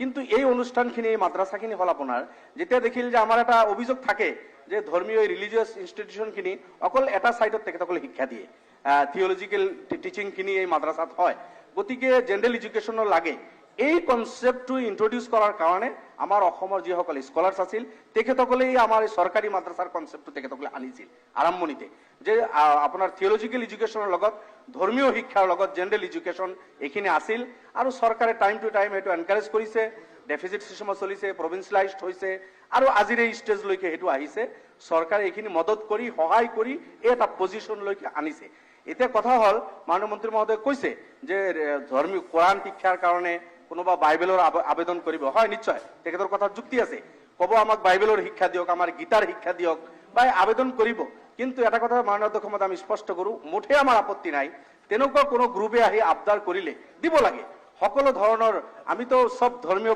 গ্ৰন্থক আমি ৰেসপেক্ট কৰো বাইবেল হওক ভাগৱত গীতা হওক কোৰআন হওক অন্য ধৰ্মাৱলম্বী মানুহৰ যি ৰিলিজিয়াছ বুক আছে আমি মানে স্ট্ৰংলি আমি ৰেসপেক্ট কৰো এই বুকস বিলাকৰ ওপৰত আমাৰ সন্মান আছে এতিয়া হয়ও আছে মাননীয় অধ্যক্ষ মহোদয় মই মন্ত্ৰী মহোদয় জানে মোতকৈ তেখেতে যথেষ্ট বিজ্ঞ তেখেতে মাননীয় অধ্যক্ষ মহোদয় প্লিজ এইটো অলপ মাত্ৰ এজনে কৈছিল নাই নাই মই আপোনাক কোৱাটো আকৌ সিদ্ধাও যথেষ্ট হৈছে কিন্তু মন্ত্ৰীৰ উত্তৰটো আমাৰ কাৰণে ইম্পৰ্টেণ্ট লম ছাৰ প্লিজ প্লিজ সেইকাৰণে আপুনি এতিয়া মই দিবলৈ আপত্তি কিন্তু আপুনি 5টালৈ 15 মিনিট আছে মই আৰু 3জন আছে আৰু 5 মিনিট লম মই শেষ কৰিম 5 মিনিট নহয় কমকে শেষ কৰক ঠিক আছে মই বুজিছো যে আপোনাৰ আমাৰ অসমৰ কথা মই কৈছো ভাস্কৰ বৰ্মা ইউনিভাৰ্চিটি যেটো সংস্কৃত ইউনিভাৰ্চিটি হৈছে ভাল সংস্কৃত ল্যাঙ্গুৱেজ আমি সকলে সন্মান কৰো তাতেও বেদিক টিচিংৰ কাৰণে ডিপাৰ্টমেন্ট আছে মাননীয় অধ্যক্ষ মহোদয় অলপ বেদাৰ ওপৰতে আৰু বাকি ধৰ্মীয় গ্ৰন্থৰ ওপৰত ডিপাৰ্টমেন্ট অফ বেদিক টিচিং তাতে এটা ডিপাৰ্টমেন্ট আছে মই সেইদিনাখনো কৈছো বানাৰস হিন্দু বিশ্ববিদ্যালয়তো ইসলামিক স্টাডিজ ডিপাৰ্টমেন্ট আছে পাৰ্চি ডিপাৰ্টমেন্ট আছে এৰাবিক আছে এণ্ড বেদিক ডিপাৰ্টমেন্ট আছে সংস্কৃত ইত্যাদি আছে এইবিলাকত হয় ইভেন মাননীয় মন্ত্ৰী মহোদয় তেখেততো লয়াৰ উকিল মোহাম্মদন আপুনি মাননীয় অধ্যক্ষ মহোদয় উকিল মোহাম্মদন ল যেটো কোরআন আৰু ট্ৰেডিশন অফ প্ৰফেট মোহাম্মদ সাল্লাল্লাহু আলাইহি ওয়াসাল্লাম তাতে পঢ়োৱা হয় এই ৰিলিজিয়াছ শিক্ষাবিলাক দিয়া হয় দিল্লী ইউনিভাৰ্চিটি মই নিজে পঢ়িছো তাতে কম্পাৰেটিভ ষ্টাডিজ অন ৰিলিজন তাতে জৈনিজম জুডাইজম হিন্দুইজম ইসলাম শিখিজম এই গোটেইকেইটা মই নিজে পঢ়িছো মাননীয় অধ্যক্ষ মহোদয় আলটিমেটলি এই ধৰ্মীয় কিতাপখিনি তাতে পঢ়োৱা হয় এনেকুৱা নহয় যে ধৰ্মীয় কিতাপ নাই হৈ আছে গভৰ্ণমেণ্ট খৰচত ঠিক আছে ইয়াৰ কিমান জাস্টিফিকেশন আছে এইখিনি হয়তো সিদ্ধান্ত সেন্ট্রাল গভর্নমেন্ট স্টেট গভর্নমেন্ট বা মাননীয় মন্ত্রী বা আপোনালোকে ল'ব কিন্তু গোটেই অল ওভার ইন্ডিয়া বিভিন্ন ইউনিভার্সিটিত রিলিজিয়াস এডুকেশনখিনি দিয়া হৈ আছে হয় অসমত মাদ্ৰাছাৰ সংখ্যা অলপ বেছিকে যেহেতু এই অনুষ্ঠানখিনি আগৰ পৰা হৈছিল তাতে এইখিনি হৈছে কিন্তু ইয়াৰ অৰ্থ এইটো নহয় যে অন্য কোনো জায়গাত ৰিলিজিয়াস এডুকেশন নাই সব জায়গাতে হৈ আছে মই আকৌ অনুৰোধ কৰিম যেহেতু ইমান দিনৰ পৰা অনুষ্ঠানখিনি চলিছে ইয়াতে জেনাৰেল এডুকেশন আছে আমি পৰামৰ্শ দিছিলো যে ৰিপিল্ডৰ জায়গাত মডাৰ্নাইজ শব্দটো আনি আপুনি আৰু সায়েন্স সিস্টেম দিয়ক আৰ্টস দিয়ক কমাৰ্স দিয়ক 10+2 লৈকে কৰক কম্পিউটাৰ দিয়ক আৰু এৰাবিক লিটাৰেচাৰ ওপৰত বেছিতকৈ বেছি জোৰ হওক তাতে মই তেখেতক পাৰ্সোনালি লগ কৰি কৈছিলো যে এৰাবিক তাতৰ ওপৰত আপুনি প্ৰজ পোয়েট্ৰি হে কৰিছে মাননীয় অধ্যক্ষ মহোদয়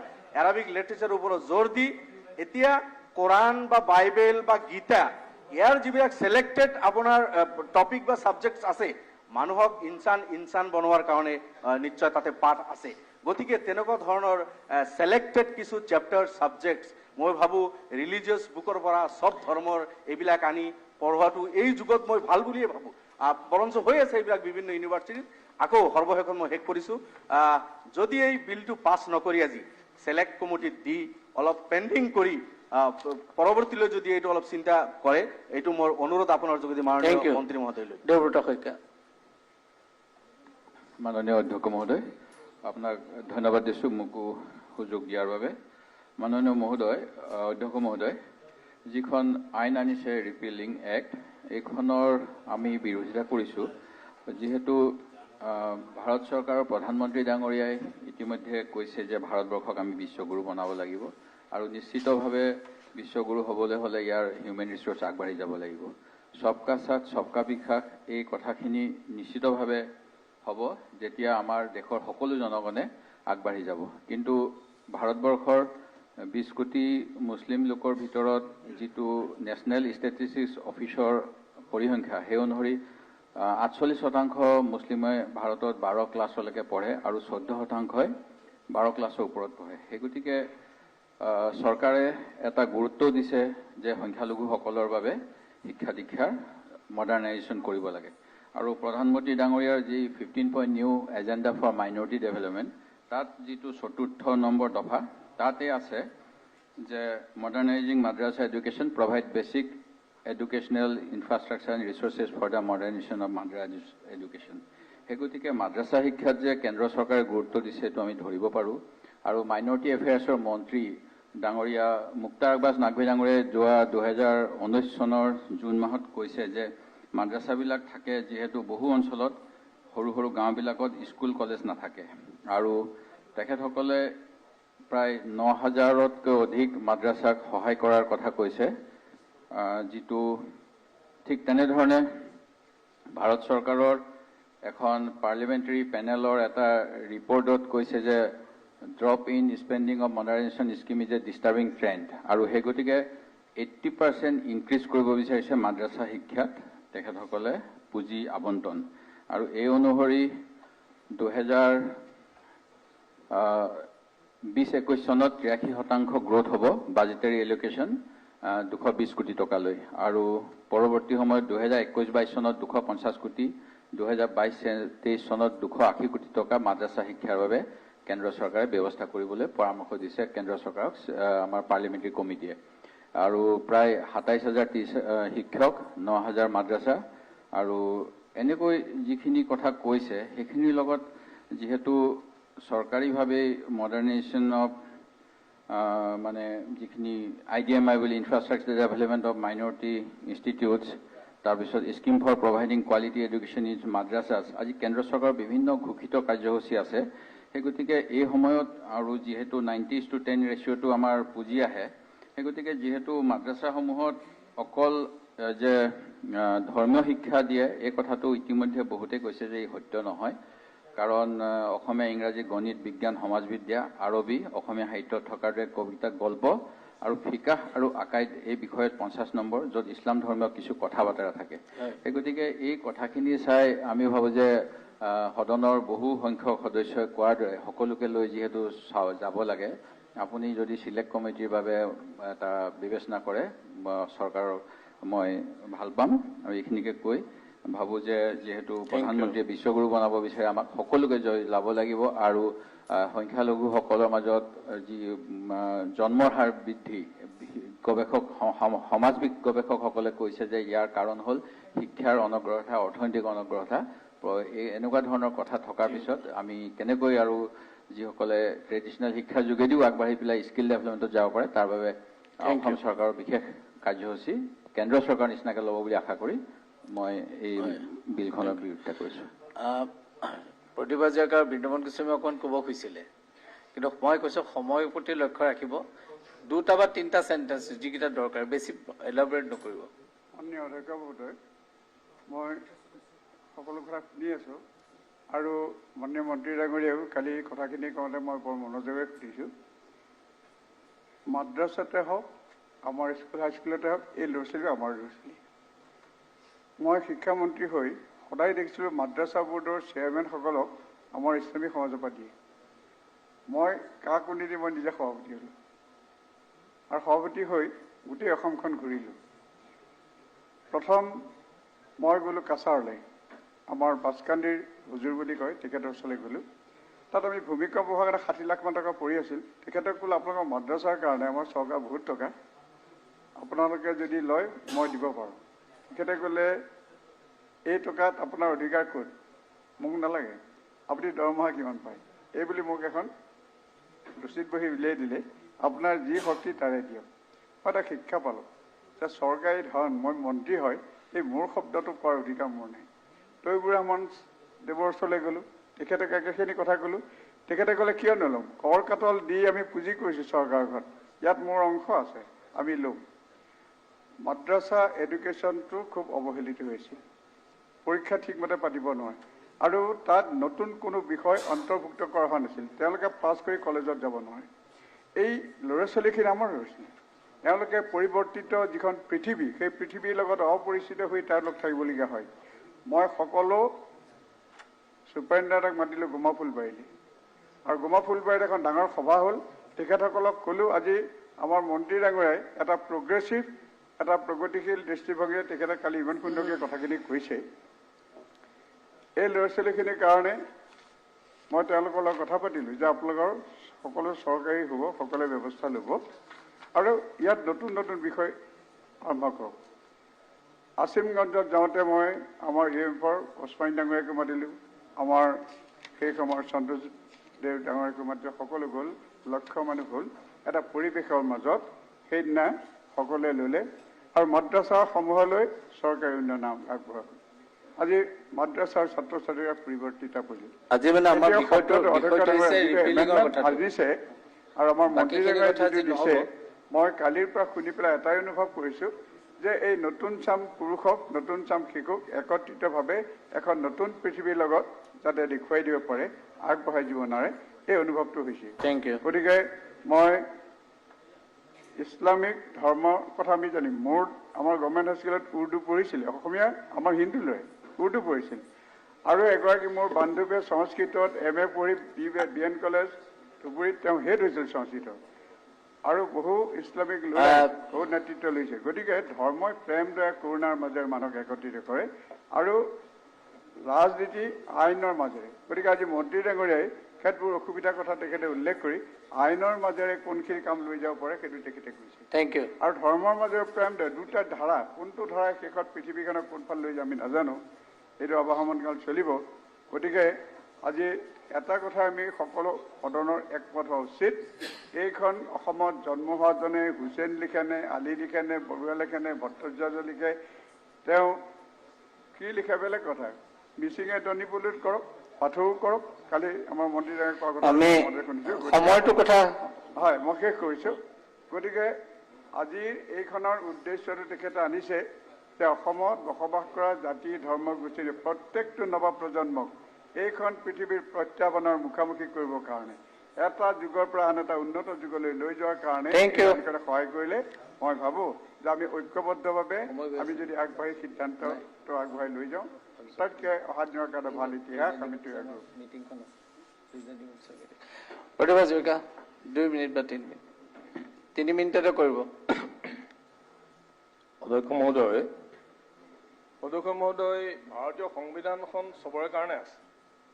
সংবিধান এইটো একেবাৰে টপ টু বটম চবকে কভাৰ কৰি পেলাই সংবিধানখন ৰচনা কৰিছে।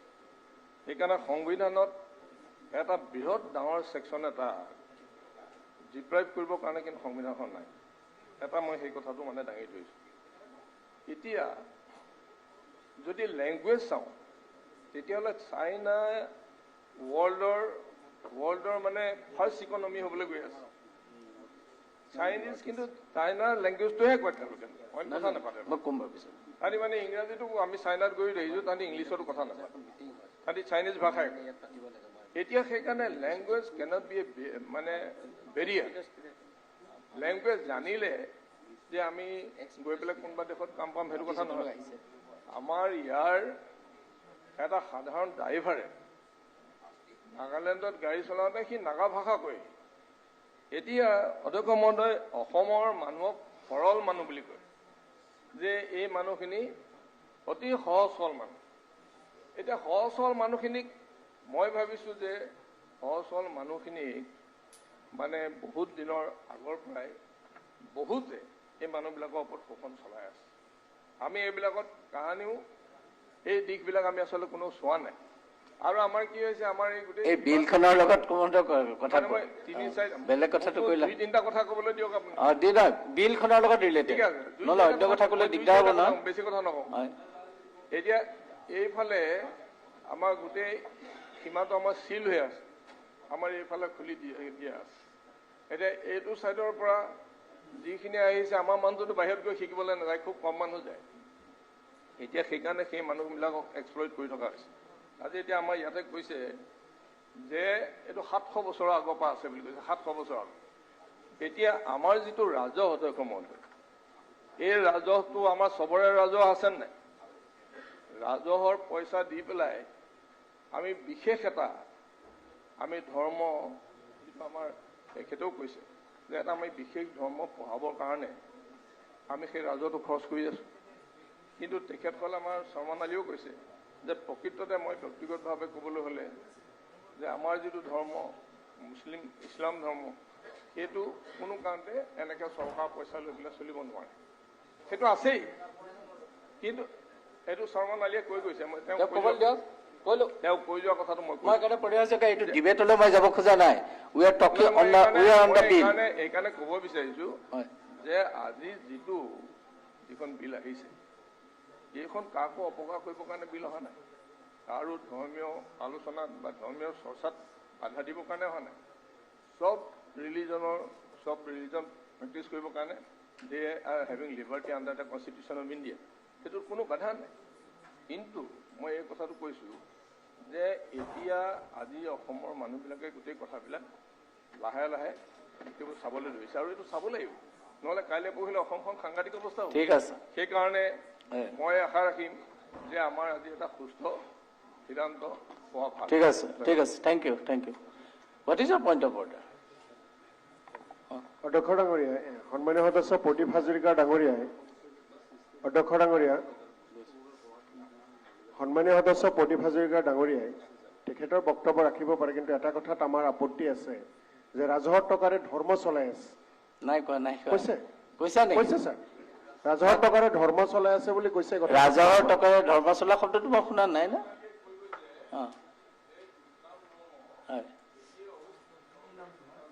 নচল সেইটোৱে কৈছে সেইটো কথাই কৈছে ঠিকে কৈছে ঠিক নাই ঠিক আছে নাই মই কোৱা নাই তেখেতে কৈছে অলপ আগতে হাফিজৰ যে আমাৰ যিবিলাক আমাৰ কিছুমান কাম থাকে য'ত মানে চৰকাৰী পইচা নলয় আমাৰো থাকে তেনেকুৱা অনুষ্ঠান বেলেগ ধৰ্মৰো থাকে চৰকাৰ সেইটোৱে মোৰ এটা পইণ্ট অফ অৰ্ডাৰ আছে কি পইণ্ট অফ অৰ্ডাৰ কি আকৌ নহয় মিনিষ্টাৰ হিমন্ত বিশ্ব শৰ্মা মই বক্তৃতা নিদিওঁ যোৱা পৰহি বক্তৃতা দিওঁতে মই কৈছিলো এটা পেন ড্ৰাইভ আৰু আপোনাক মই এইটো দিম minister please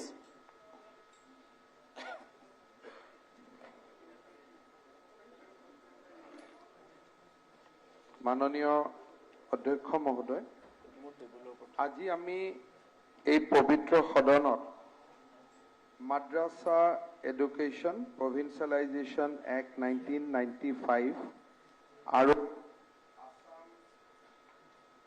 Madrasa Education Provincialization of Service of Employees and Reorganization of Madrasa Education Institute Act 2018 এই দুইখন এক ৰিপিল কৰাৰ বাবে পবিত্ৰ সদনৰ মজিয়াত মই এখন ৰিপিলিং বিল উত্থাপন কৰিছিলোঁ এই বিলখনৰ ওপৰত আলোচনাত আমাৰ পবিত্ৰ সদনৰ সন্মানীয় বিৰোধী পক্ষৰ সদস্যসকল বিৰোধী দলপতি উপদলপতি ইউডিএফ দলৰ দলপতি আৰু প্ৰাক্তন শিক্ষামন্ত্ৰী বৃন্দাবন গোস্বামী ডাঙৰীয়াকে আদি কৰি বহুকেইজন সদস্যই ইয়াত অংশগ্ৰহণ কৰিছে অধ্যক্ষ মহোদয় প্ৰথম আমি এটা কথা স্পষ্ট কৰি দিব লাগিব যে এই শিক্ষানুষ্ঠানবিলাক বন্ধ কৰাৰ বাবে আজি আমি কোনো বিল অনা নাই এই শিক্ষানুষ্ঠানৰ গৰিমা এই শিক্ষানুষ্ঠানবিলাকৰ কণ্টিনিউটি এই দুইটাৰ ওপৰত এই বিলখনৰ কোনো প্ৰভাৱ নাই প্ৰথম কথা যেতিয়া আমি কোনোবাই কৈছে যে আমি আবেগিক হৈছোঁ যদি আমি শিক্ষানুষ্ঠান এখন বন্ধ কৰি দিব খোজো স্বাভাৱিকভাৱে আবেগিক হোৱাটো স্বাভাৱিক কিন্তু এটা কথা মই হাউচত ক'ব খোজো যে ৱাৰেন হেষ্টিংছে যেতিয়া আৰম্ভ কৰিছিল মাদ্ৰাছা শিক্ষা কম্বিনেশ্যন কৰি জেনেৰেল এডুকেশ্যন সেই যিটো এটা কাম আৰম্ভ হৈছিল যে কমিৰ পৰা হাইব্ৰিডৰ পৰা জেনেৰেল এডুকেশ্যন এটা প্ৰচেষ্টা আছিল সেই প্ৰচেষ্টাটোকে হয়তো আজি বহুত বছৰ পিছত আমি ইয়াত সাৰ্থক কৰিবৰ বাবে থিয় হৈছোঁ কমি শিক্ষা যিটোক আমি হাফিজি মাদ্ৰাছা বুলি কওঁ তাৰ ইতিহাস বহুত বছৰ পুৰণা এটা সময় ভাৰতবৰ্ষত আমাৰ প্ৰণেতাসকলে বা ভাৰতবৰ্ষৰ বিদ্বান ব্যক্তিসকলে অনুভৱ কৰিছিল যে অকল যদি কৌমি শিক্ষা আমি ইছলাম ধৰ্মাৱলম্বী লোকৰ মাজত দি থাকোঁ এই সমাজখনৰ পৰা IAS অফিচাৰ নাহিব, ডক্টৰ নাহিব, ইঞ্জিনিয়াৰ নাহিব। এটা সময়ত বিশেষকৈ কলিকতাত মাদ্ৰাছা আৰম্ভ কৰা হৈছিল যে য'ত কৌমি শিক্ষা, যাক আমি থিঅলজিকেল এডুকেশ্যন বুলি কওঁ, তাৰ লগত নৰ্মেল এডুকেশ্যনক সন্মিলিত কৰাৰ এটা প্ৰচেষ্টা হৈছিল। আৰু সেই কাৰণেই আজি আমি যি মাদ্ৰাছা এডুকেশ্যনৰ কথা আলোচনা কৰিছোঁ, this madrasa education is typical to Assam and Bengal. বাকি জগা জিত বিৰোধী দলপতি গৰাকীয়ে মাদ্ৰাছা মডাৰ্নাইজেশ্যনৰ কথা কৈছে, তাত আমি একমত। আমাৰ যদি ভগৱানে যদি সুযোগ দিয়ে, নেক্সট যদি আমি সুযোগ পাওঁ, ওপৰলাই যদি সুযোগ দিয়ে, যি ধৰণে প্ৰধানমন্ত্ৰী ডাঙৰীয়াৰ আশা যে এফালে কোৰাণ এফালে কলম, যিটো দিন আৰু দুনিয়া, এই দুইটাৰ ওপৰত যিটো তেখেতৰ প্ৰচেষ্টা, সেই প্ৰচেষ্টাক আমি ক্ৰিয়ান্বিত কৰিবলৈ আমি চেষ্টা কৰিম। 2008 চনত মই ব্যক্তিগতভাৱে প্ৰচেষ্টা চলাইছিলোঁ, মুখ্যমন্ত্ৰী গগৈ ডাঙৰীয়াৰ লগত আলোচনা কৰি। ৱাজেদ আলী চৌধুৰী ডাঙৰীয়াই, ৱাজেদ দাই আজি এই কথাটো উল্লেখ কৰিছে, মই কম যে এসময়ত আমি বিচাৰিছিলোঁ যে হাফিজি মাদ্ৰাছাবিলাকত দুটা কম্পোনেণ্ট হওক, এটা ধৰ্মীয় শিক্ষা হওক আৰু আনফালে সৰ্বশিক্ষা অভিযানৰ পৰা অংক, গণিত আৰু সমাজ বিজ্ঞানৰ আমি শিক্ষক দিম, যাতে হাফিজি মাদ্ৰাছাত পঢ়া ছাত্ৰ ছাত্ৰীসকলে দিন আৰু দুনিয়া, ধৰ্ম আৰু জগত দুইখনৰে জ্ঞান তেওঁলোকে ল'ব পাৰে। 2008 চনত কেতিয়াবা মই বদৰুদ্দিন আজমল ডাঙৰীয়াক হুজুৰ বুলি ক'লে কিছুমানে আপত্তি কৰে।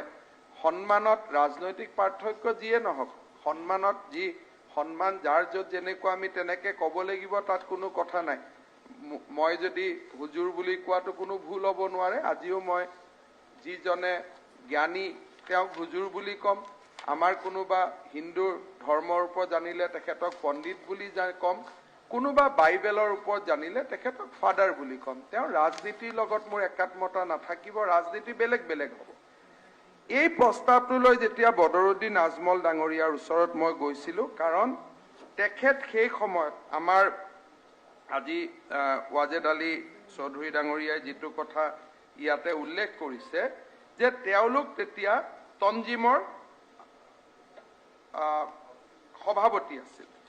তঞ্জিমৰ যেতিয়া সভাপতি আছিল, আৰু তঞ্জিম হৈছে যে Islamic education organisation in Assam, all Assam Tanzeem Madaris Qawmiya Nagaon, অৰ্থাৎ ইয়াত মৌলানা আবুল কাদিৰ কাছিমি আছিলে আৰু মৌলানা বদৰুদ্দিন আজমল তাৰ সভাপতি আছিল। ৱাজেদ আলী চৌধুৰী ডাঙৰীয়া যি মনত পেলাইছে, 2008 চনত মই এই প্ৰস্তাৱ পোৱাৰ পিছত জুলাই 2 তাৰিখে মৌলানা বদৰুদ্দিন আজমল ডাঙৰীয়াই এখন সভা কৰি ডিচিশ্যন লৈ কৈছিলে, আজি পিছত এইটো ৰেকৰ্ড কৰিছিলে আবু নাছেৰ ছায়েদ আহমেদ, গুৱাহাটী বিশ্ববিদ্যালয়ৰ প্ৰবক্তা, আৰু তেখেতে মাদ্ৰাছা জিন আছামৰ ওপৰত এখন থেচিছ নহ'লেও এখন পেপাৰ লিখিছিল। তাত এই কথাখিনি যিটো আজি হাউচত ৱাজেদ আলী চৌধুৰী ডাঙৰীয়াই সাক্ষী হিচাপে থিয় দিলে, আৰু তৰুণ গগৈ ডাঙৰীয়াৰ দিনৰ পৰা আমি কি ধৰণে মাদ্ৰাছা এডুকেশ্যনৰ লগত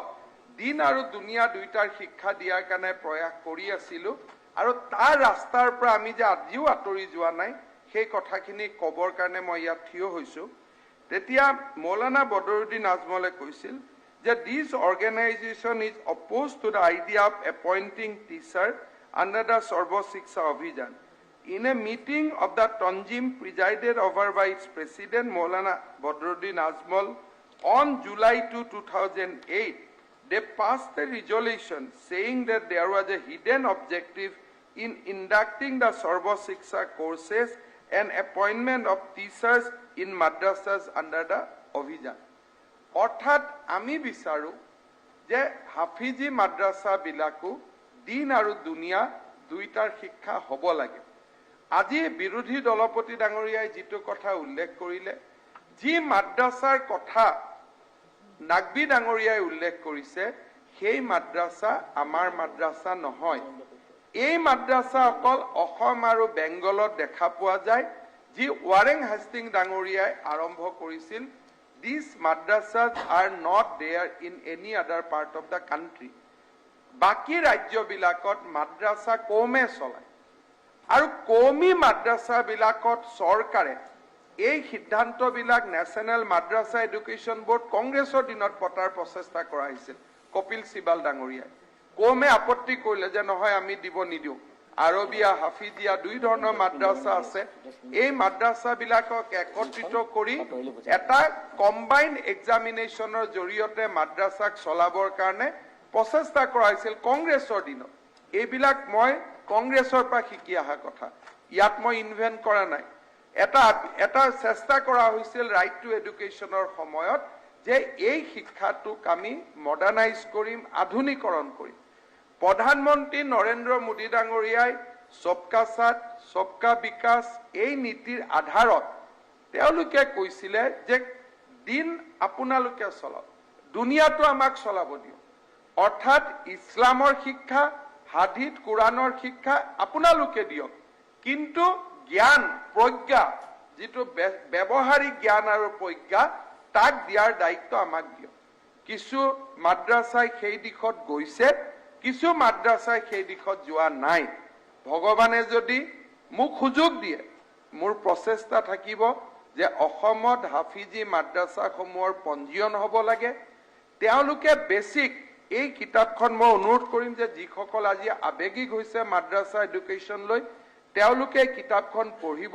আবু নেছাৰ ছৈয়দ আহমেদ ডাঙৰীয়াই লিখা যে কি ধৰণে এটিমখানাবিলাকতে হওক বা কি ধৰণে বানাত মাদ্ৰাছাসমূহত হওক বা মাদ্ৰাছাসমূহক হওক প'ৰ কোৱালিটি এডুকেশ্যনেৰে তেওঁলোকে দিনৰ বাবেও নিজক প্ৰস্তুত কৰিব পৰা নাই, দুনিয়াৰ বাবেও নিজক প্ৰস্তুত কৰিব পৰা নাই। আৰু these are recorded fact by Islamic scholar, not by me. হয়, মোৰো মই আগতে কৈছিলো, কালিও মই আমাৰ বিৰোধী দলপতি দেৱব্ৰত শইকীয়াৰ লগত কেণ্টিনত চাহ খাই থাকোঁতে কৈছো যে ইতিহাসটো কোনেও মুচিব নোৱাৰে। মোৰ জীৱনত মই কেতিয়াও কংগ্ৰেছৰ দিনত কৰা টুইট মই এটাও মুচা নাই। মোক বহুতে পৰামৰ্শ দিয়ে টুইটবোৰ মুচি নিদিয়ে কিয়, এইবোৰ কৰি থাকে, চাইট কৰি থাকে। কিন্তু মই কাৰণে মুচি নিদিওঁ যে জীৱনৰ এটা পৰ্যায় মই মুচিব নোৱাৰো, কাৰণ মোৰ দেউতাই এটা কথাত লিখি থৈ গৈছিল যে যিটো সোঁত আমি জীৱনৰ যিটো পণ আমি পাৰ হৈ আহিলো, সেই পণটোৰ ওপৰত আমাৰ অধিকাৰ নাই। সেইটো ৰেকৰ্ডেড হৈ গ'ল, ইতিহাসে লৈ গ'ল। সেই পণটোৰ ওপৰত মোৰ অধিকাৰ নাই। মাদ্ৰাছা শিক্ষাৰ ওপৰত মোৰ এটা দৃষ্টিভংগী আছিল যে ইছলামিক লোকৰ তেওঁলোক শিক্ষাৰ প্ৰতি ৰক্ষণাবেক্ষণ আছিল, কনজাৰভেটিভ আছিল। চ' মাদ্ৰাছালৈকে ওৱান ষ্টেপ আহিলে নেক্সট ষ্টেপ তেওঁলোকে হয়তো মডাৰ্ণ এডুকেশ্যনলৈ আহিব। তাৰ পৰিপ্ৰেক্ষিতত মাদ্ৰাছা এডুকেশ্যনৰ আমি পৃষ্ঠপোষকতাও কৰিছিলোঁ, ডাইৰেক্টৰ মাদ্ৰাছা এডুকেশ্যনো আমি কৰিছিলোঁ। আৰু বদৰপুৰত গৈ ইছলামিক দৰ্শনৰ ওপৰত মোৰ যিখিনি পজিটিভ আউটলুক, তাত আন কথাও আছে যি কথা মই ব্যক্তিগতভাৱে কম, হাউচত ক'ব নোৱাৰো। যেনেকে মোৰ জেহাদৰ ওপৰত মোৰ দুটা দৃষ্টিভংগী আছে যে পয়গম্বৰ হজৰত মহম্মদে কোনটো জেহাদৰ কথা কৈ গৈছিল, আজিৰ জেহাদৰ কথা কৈ গৈছিল নে মানুহৰ শৰীৰৰ ওপৰত জেহাদৰ কথা কৈ গৈছিল। মোৰ দৃষ্টিভংগীৰ পাৰ্থক্য আছে, কিন্তু ইছলামৰ পবিত্ৰতাক আমি কেতিয়াও অস্বীকাৰ নকৰো। আমি ৰাজনীতিক অস্বীকাৰ কৰো, মৌলাবাদক অস্বীকাৰ কৰো, কিন্তু আমি দৰ্শনক অস্বীকাৰ নকৰো। আজি ৱাদেদ চৌধুৰী ডাঙৰীয়াই যদি কয় যে এইখন গভৰ্ণমেণ্টৰ মেছেজ গৈছে ইছলাম বিৰোধী, মই ভাবো যে ইয়াতকৈ আৰু ভুল মেছেজ ক'তো যাব নোৱাৰে। যোৱাকালি জলেশ্বৰৰ বিধায়ক ডাঙৰীয়াৰ লগত মই কথা পাতিছো যে আমি তাত গৈ মডেল আমাৰ ওমেন কলেজৰ কাম আমি আৰম্ভ কৰিম। মোৰ কি প্ৰয়োজন আছিল মহিলা কলেজ স্থাপন কৰাৰ কাৰণে? তাততো কোনো মোৰ প্ৰয়োজন নাছিল। আজি মুছলিম সমাজৰ স্কলাৰশ্বিপ নৰেন্দ্ৰ মোদী ডাঙৰীয়াৰ দিনত যিটো বৃদ্ধি হৈছে, আমাৰ দিনত আজি আপোনালোকে চাব গুৱাহাটী মেডিকেল কলেজত 4 বছৰ আগলৈকে চাব কোনো মুছলিম পেচেণ্ট নাহিছিল নগাঁও মঙলদৈৰ পৰা। আজি যদি মেডিকেল কলেজখন চাই, অকল মাত্ৰ 70% পেচেণ্ট মুছলমান সমাজৰ আমাৰ ওপৰত আস্থা আছে মোৰ ওপৰত ব্যক্তিগতভাৱে আস্থা আছে আজি গুৱাহাটী মেডিকেল কলেজখন 4 বছৰত ম্যাক্সিমাম পেশেন্ট যদি আহে ধিং ৰূপহীৰ পৰা আহে কাৰণ অটল অমৃত অভিযান আয়ুষ্মান ভাৰতে কাৰোবাক যদি উপকৃত কৰিছে অসমৰ সংখ্যালঘু সমাজখনক আটাইতকৈ উপকৃত কৰিছে আজি যদি অৰুণোদয় কাবাক যদি আটাইতকৈ উপকৃত কৰিছে অসমৰ সংখ্যালঘু সমাজখনক উপকৃত কৰিছে সেই কাৰণে মই ভাবো যে এখন সমাজক বিকাশৰ পথলৈ লৈ যোৱা প্ৰচেষ্টাক আমি কেতিয়াও বিৰোধী দৃষ্টিভংগীৰে চাব নালাগে আজি টেটৰ শিক্ষক বদলিত বিৰুদ্ধে যিখন আইন আনা হৈছে সেই আইনখনে মুখ্যতঃ কাক সহায় কৰিব চহৰ অঞ্চলৰ বিদ্যালয়সমূহক সহায় কৰিব গতিকে কৰবাত যদি মৌলবাদক বিৰোধিতা কৰাটোৱে যদি কবাত মেছেজ পঠায়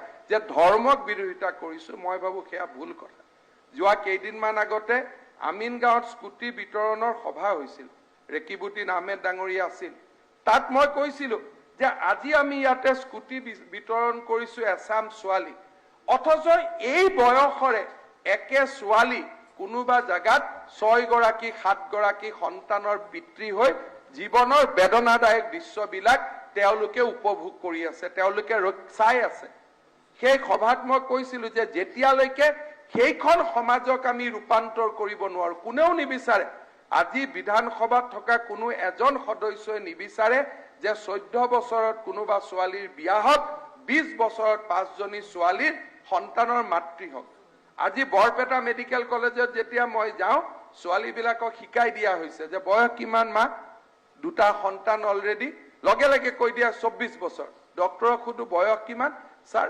ম্যাক্সিমাম 16 বছৰ শিকাই দিয়া হয় যে বয়সটো বেছি বুলি কবি সেইখন সমাজৰ উত্তৰণৰ দায়িত্ব আজি বিজেপি দলে গ্ৰহণ কৰিছে আমাক ভোট নালাগে আমি গ্ৰহণ কৰিব পাৰো এই কাৰণে কাৰণ সেইখন সমাজৰ ভোট আমাক নালাগে কাৰণ আমাৰ তাত ভেস্টেড ইন্টাৰেষ্ট নাই যেতিয়া মই কংগ্ৰেছত আছিলো পদে পদে মোক ভোটৰ প্ৰয়োজন আছিল সেইখন সমাজত আজি মোক ভোট নালাগে মই মিটিঙত কওঁ যে জলেশ্বৰত মোক ভোট নালাগে বাগবৰত ভোট নালাগে আৰু মই নিউট্ৰেল কাৰণে মই সেইখন তাৰ লগত মোৰ কোনো ভেস্টেড ইন্টাৰেষ্ট নাই কাৰণে আজি আমি সংস্কাৰৰ কথা ক'ব পাৰিছো যে হয় সংস্কাৰ লাগে সমাজখনত আজি আমি সংস্কাৰৰ কথা আপোনালোকৰ স্বাৰ্থ থাকিব ভোট লাগিব কোনোবাই ক'ব দাদা মোক কংগ্ৰেছ দলৰ মই নকওঁ ইনফৰ্মেলি 2-3 জন বিধায়কে নেতাই মোক কৈছে দাদা বিৰোধিতা নকৰিলেতো ভোট নাপাম এটা নাম খুদিলে মই নাম নকওঁ কাকো অপ্ৰস্তুত নকৰো কিন্তু কথাটো হ'ল যে মোৰ সেই সমস্যাটো নাই যে মোক ভোট নালাগে সেই কাৰণে মই ইয়াত থিয় হৈ ক'ব পাৰো যে 16 বছৰত ছোৱালী 6টা সন্তানৰ মাতৃ হ'ব নালাগে মই ক'ব পাৰো স্পষ্টভাৱে যে আজি দিন আৰু দুনিয়া দুইটাৰ শিক্ষা ইছলামিক লোকৰ প্ৰয়োজন আছে আমি আগবাঢ়িলে নহব আমি ডাক্তৰ হলে নহব আপোনালোকে মনৰ কথা শুনক আজি আমি কিয় এই বিলখন মই আনিছো হয় বদৰপুৰৰ পিছৰ এই ঘটনা মই পঢ়াব লাগিব আজি যদি হুজুৰ তৈবুৰ ৰহমান ডাঙৰীয়া জন্ম ইয়াত যদি তেওঁ এই দুনিয়াত থাকিলহেঁতেন এই কিতাপখন লৈ গৈ তেওঁৰ ওচৰত মই আকৌ এবাৰ হাজিৰ হলোহেঁতেন তাত কি লিখা আছে এই আবু নাছেৰ সৈয়দ আহমেদ ডাঙৰীয়াই এই মাদ্ৰাসা বিলাকত গৈছিলে ছোৱালীক সুধিছিলে যে ছোৱালীসকলক সুধিছিলে যে আৰু ল'ৰাক সুধিছিল যে তোমালোকে এই মাদ্ৰাসাত পঢ়িব খোজা নে জেনেৰেল স্কুলত পঢ়িব খোজা ছোৱালী আৰু ল'ৰাসকলে উত্তৰ দিছিল 71.5% ছোৱালী আৰু ল'ৰাই উত্তৰ দিছিল যে আমি জেনেৰেল স্কুলত পঢ়িব খোজো আমি মাদ্ৰাসাত পঢ়িব নোখোজো এখন মোৰ কিতাপ নহয় This was a thesis by an Islamic scholar, not by me, not on a Islamic subject, but he is a scholar on a social science. তাৰ পিছত তেওঁ খুদিছিলে যে মাদ্ৰাসাত পঢ়া ছোৱালী ল'ৰা কিমান দুখ লাগে মনটোত খুদিব ল'ৰা আৰু ছোৱালীজনীকটো বাপেকেহে নমাই দিছে মাদ্ৰাসাখনত তেওঁলোকেতো নিজে পঢ়িব অহা নাই মোৰ ল'ৰাক মই ক'ত পঢ়াইছো ল'ৰাইটো নাজানে বাচ্চা ল'ৰা ক্লাছ 1 টোত মই য'ত এডমিশ্যন দি দিছো তাতে এডমিশ্যন লৈছে because they don't have rights ছোৱালীজনীক সুধিছিল তুমি কি হ'ব খোজা ল'ৰা আৰু ছোৱালীজনে কৈছে যে মই শিক্ষক হ'ব খোজো এগৰাকীয়ে উত্তৰ দিছে মই ডক্টৰ হ'ব খোজো এগৰাকীয়ে উত্তৰ দিছে মই পুলিচ অফিচাৰ হ'ব খোজো, এগৰাকীয়ে উত্তৰ দিছে মই গভৰ্ণমেণ্ট অফিচাৰ হ'ব খোজো, আনগৰাকীয়ে উত্তৰ দিছে মই স্পৰ্টছ পাৰ্চন হ'ব খোজো। কোনেও ইয়াত উত্তৰ দিয়া নাই যে মই মছজিদত গৈ ইমাম হ'ব খোজো।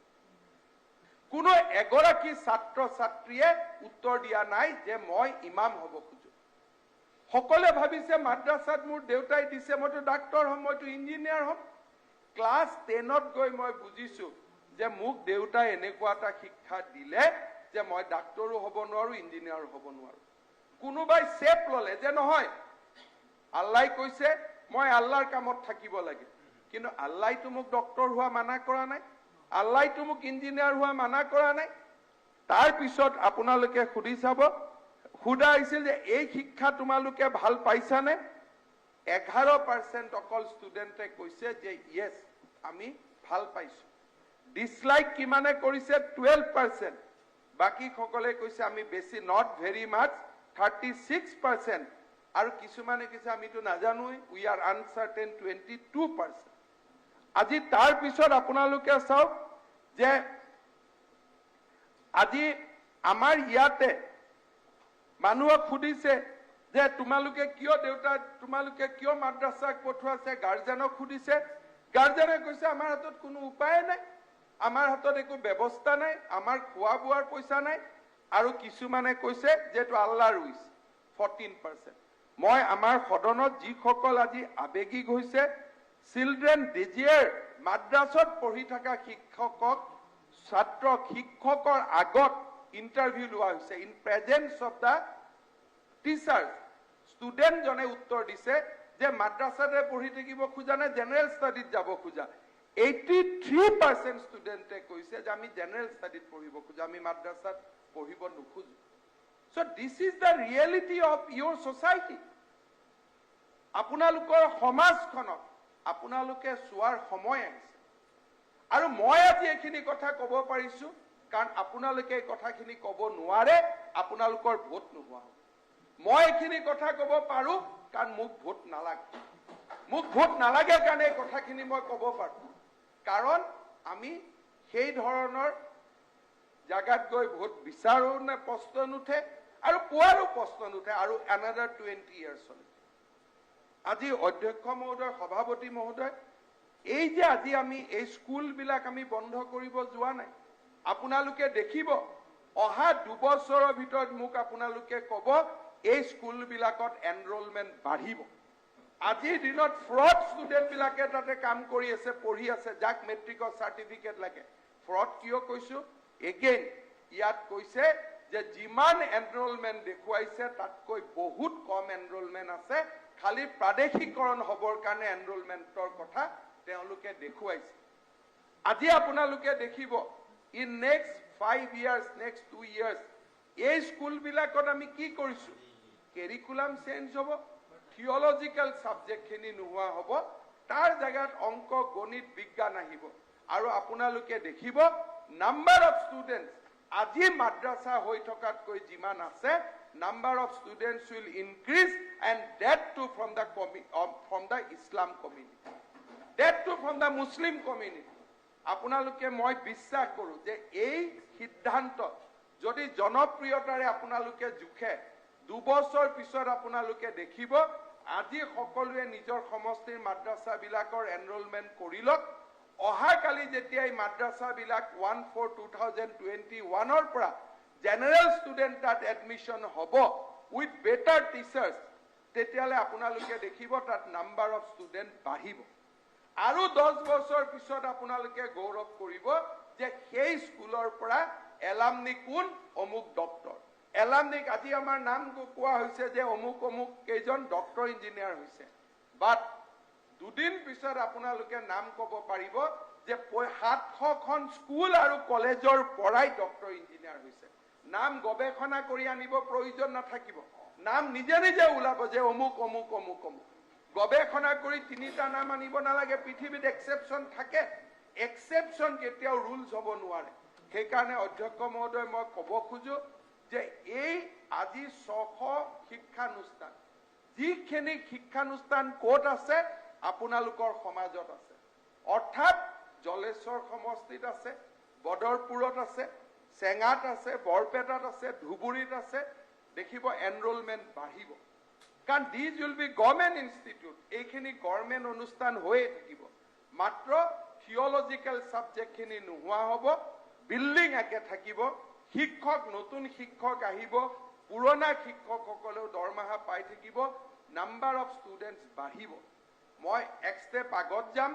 আজি চেয়াৰমেন আলী ডাঙৰীয়াই যিটো কৈছে আৰবিকৰ কথা, তেখেতে যিটো আৰবিক শিক্ষাৰ কথা কৈছে, we are talking about functional Arabic language, not this Arabic language. গতিকে ফাংচনেল আৰবিক লেংগুৱেজ শিকাত মোৰো কোনো আপত্তি নাই। Functional Arabic language, functional French language, functional Spanish language আমাৰ শিকাত আপত্তি নাই। আৰু সেইকাৰণে আজি আমাৰ সেৱাত 50,600 ল'ৰাই আৰবিক শিকি আছে। আৰু আমি আৰবিক শিক্ষা বন্ধ কৰা নাই। এই মেছেজটো যাব নালাগে। এই নতুন স্কুল যিকেইখন 1/4/2021 পৰা জেনেৰেল স্কুল হ'ব, Arabic education will remain, Arabic তাত চলি থাকিব। খালি আমি চেষ্টা কৰিম যে এই আৰবিক শিক্ষাটো ফাংচনেল আৰবিক লেংগুৱেজত লৈ যাব পাৰোঁ নেকি, যাতে চাকৰি খুজিব যোৱা ল'ৰা ছোৱালীখিনিয়ে ডুবাইত নামি দুআষাৰ কথা আৰবিক ভাষাত ক'ব খোজে। আজি আৰবিক যি শিক্ষা হৈ আছে, এই কিতাপখনতে কৈছে শিক্ষকজনেও আৰবিক ক'ব নোৱাৰে, ষ্টুডেণ্টজনেও আৰবিক ক'ব নোৱাৰে। আজিৰ দিনত যি শিক্ষা চলি আছে, মই ভাবোঁ ষ্টেটাছকো ইছলামিক সমাজ এখনৰ কাৰণে আজি প্ৰয়োজন নহয়। ষ্টেটাছকোৰ পৰা ওলাই অহাৰ সময় হৈছে আজি। আৰু ষ্টেটাছকোৰ পৰা ওলাই আনিব আপোনালোকে নোৱাৰে। কাৰণ আপোনালোকে এইকাৰণে নোৱাৰে, আপোনালোকে যেতিয়া ক'ব যাব তাত কোনোবাই বিৰোধিতা কৰিব, কোনোবাই ছাপৰ্ট কৰিব। আপোনালোকে নোৱাৰে। কিন্তু আপোনালোক প্ৰগতিশীল মানুহ, আপোনালোকৰ সমাজখনক লৈ আপোনালোকৰ মনত যিবিলাক কথা আছে সেইবিলাক ইমপ্লিমেণ্টেশ্যনৰ দায়িত্ব আমাক দিয়ক। আমাক যিহেতু ভোট নালাগে, আমি এইখিনি কৰিব পাৰিম। আজি চেয়াৰমেন আলী ডাঙৰীয়াই হওক, আজি আমাৰ সদনত এগৰাকী এনেকুৱা সদস্য নাই যিসকলৰ পৰিয়ালত 10-12টা সন্তান আছে। কাৰো নাই। সকলোৱে এটা normal economic size of the family হাউচৰ সকলোৱে মেইনটেইন কৰি আছে। কিন্তু আপোনালোকে আপোনালোকৰ গাঁৱত গৈ ক'ব নোৱাৰে যে সন্তান জন্ম আপোনালোকে বন্ধ কৰক, কাৰণ আপোনালোকক ভোট লাগিব, আপোনালোকে কৰিব নোৱাৰে। আপোনালোকৰ সমাজখনক যদি ৰিফৰ্ম কৰিব লাগে, নৰেন্দ্ৰ মোদীৰ দৰে মানুহক দায়িত্ব দিয়ক, আমাক দায়িত্ব দিয়ক, কাৰণ আমাক ভোটৰ প্ৰয়োজন নাই। আমাক দায়িত্ব দিয়ক, আমি কৰিম। আমাক মনে মনে আহি কওক যে এই কামটো কৰক। আপোনালোকে পাব্লিকত যি কয় কৈ থাকক, আপোনালোকে আহি আমাক কওক যে এই কামটো বন্ধ কৰক, আৰু আমি কৰিম। কাৰণ আমি বিচাৰো ভাৰতবৰ্ষত সবকা সাথ সবকা বিকাশ হ'ব লাগে। সেইকাৰণে ইয়াত কোনো ৰাজনীতি নাই। আজি ৰাজনীতি থাকিলেতো মই কি কৰিব লাগিছিল, ইমান স্কলাৰশ্বিপ দিম, অমুক কৰিম, তমুক কৰিম, এপিচমেণ্টৰ কথা ক'ব লাগিছিল। আজি আমাৰ ৰাজনীতি নাই, কিন্তু মোৰ নিয়ত চাফ আছে। অলপ আগতে চেয়াৰমেন ডাঙৰীয়াই কৈছে যে নিয়ত চাই আল্লাহ।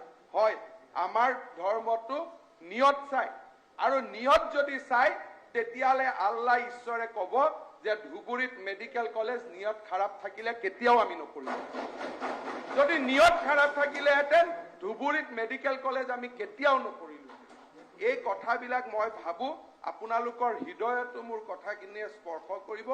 ৰাজনীতি বাদ দিয়ক, ৰাজনীতি চলি থাকিব। আপোনালোকে বিৰোধিতা কৰিছে, this will be part of the record. কিন্তু মই ভাবোঁ this is my gift to Islamic society.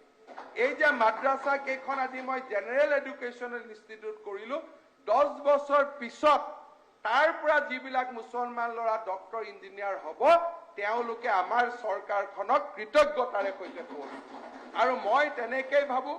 সেইকাৰণে চিলেক্ট কমিটিৰ কথা আজি প্ৰশ্ন নুঠে, কাৰণ মই কনভিন্স যে কোনো ঘৃণা আৰু দেশৰ বাবে দেশ আৰু ঘৃণা লৈ এই বিলখন অনা হোৱা নাই। বৰঞ্চ এখন ৰক্ষণশীল সমাজ, পিছপৰা সমাজ, শোষিত সমাজখনক প্ৰগতিৰ দুৱাৰদলিলৈ লৈ যোৱা অদ্ভুত আৰু দুৰ্বাৰ সপোনেৰে সৈতে এই আঁচনিখন আজি আমি ইয়াতে প্ৰস্তুত কৰিছোঁ।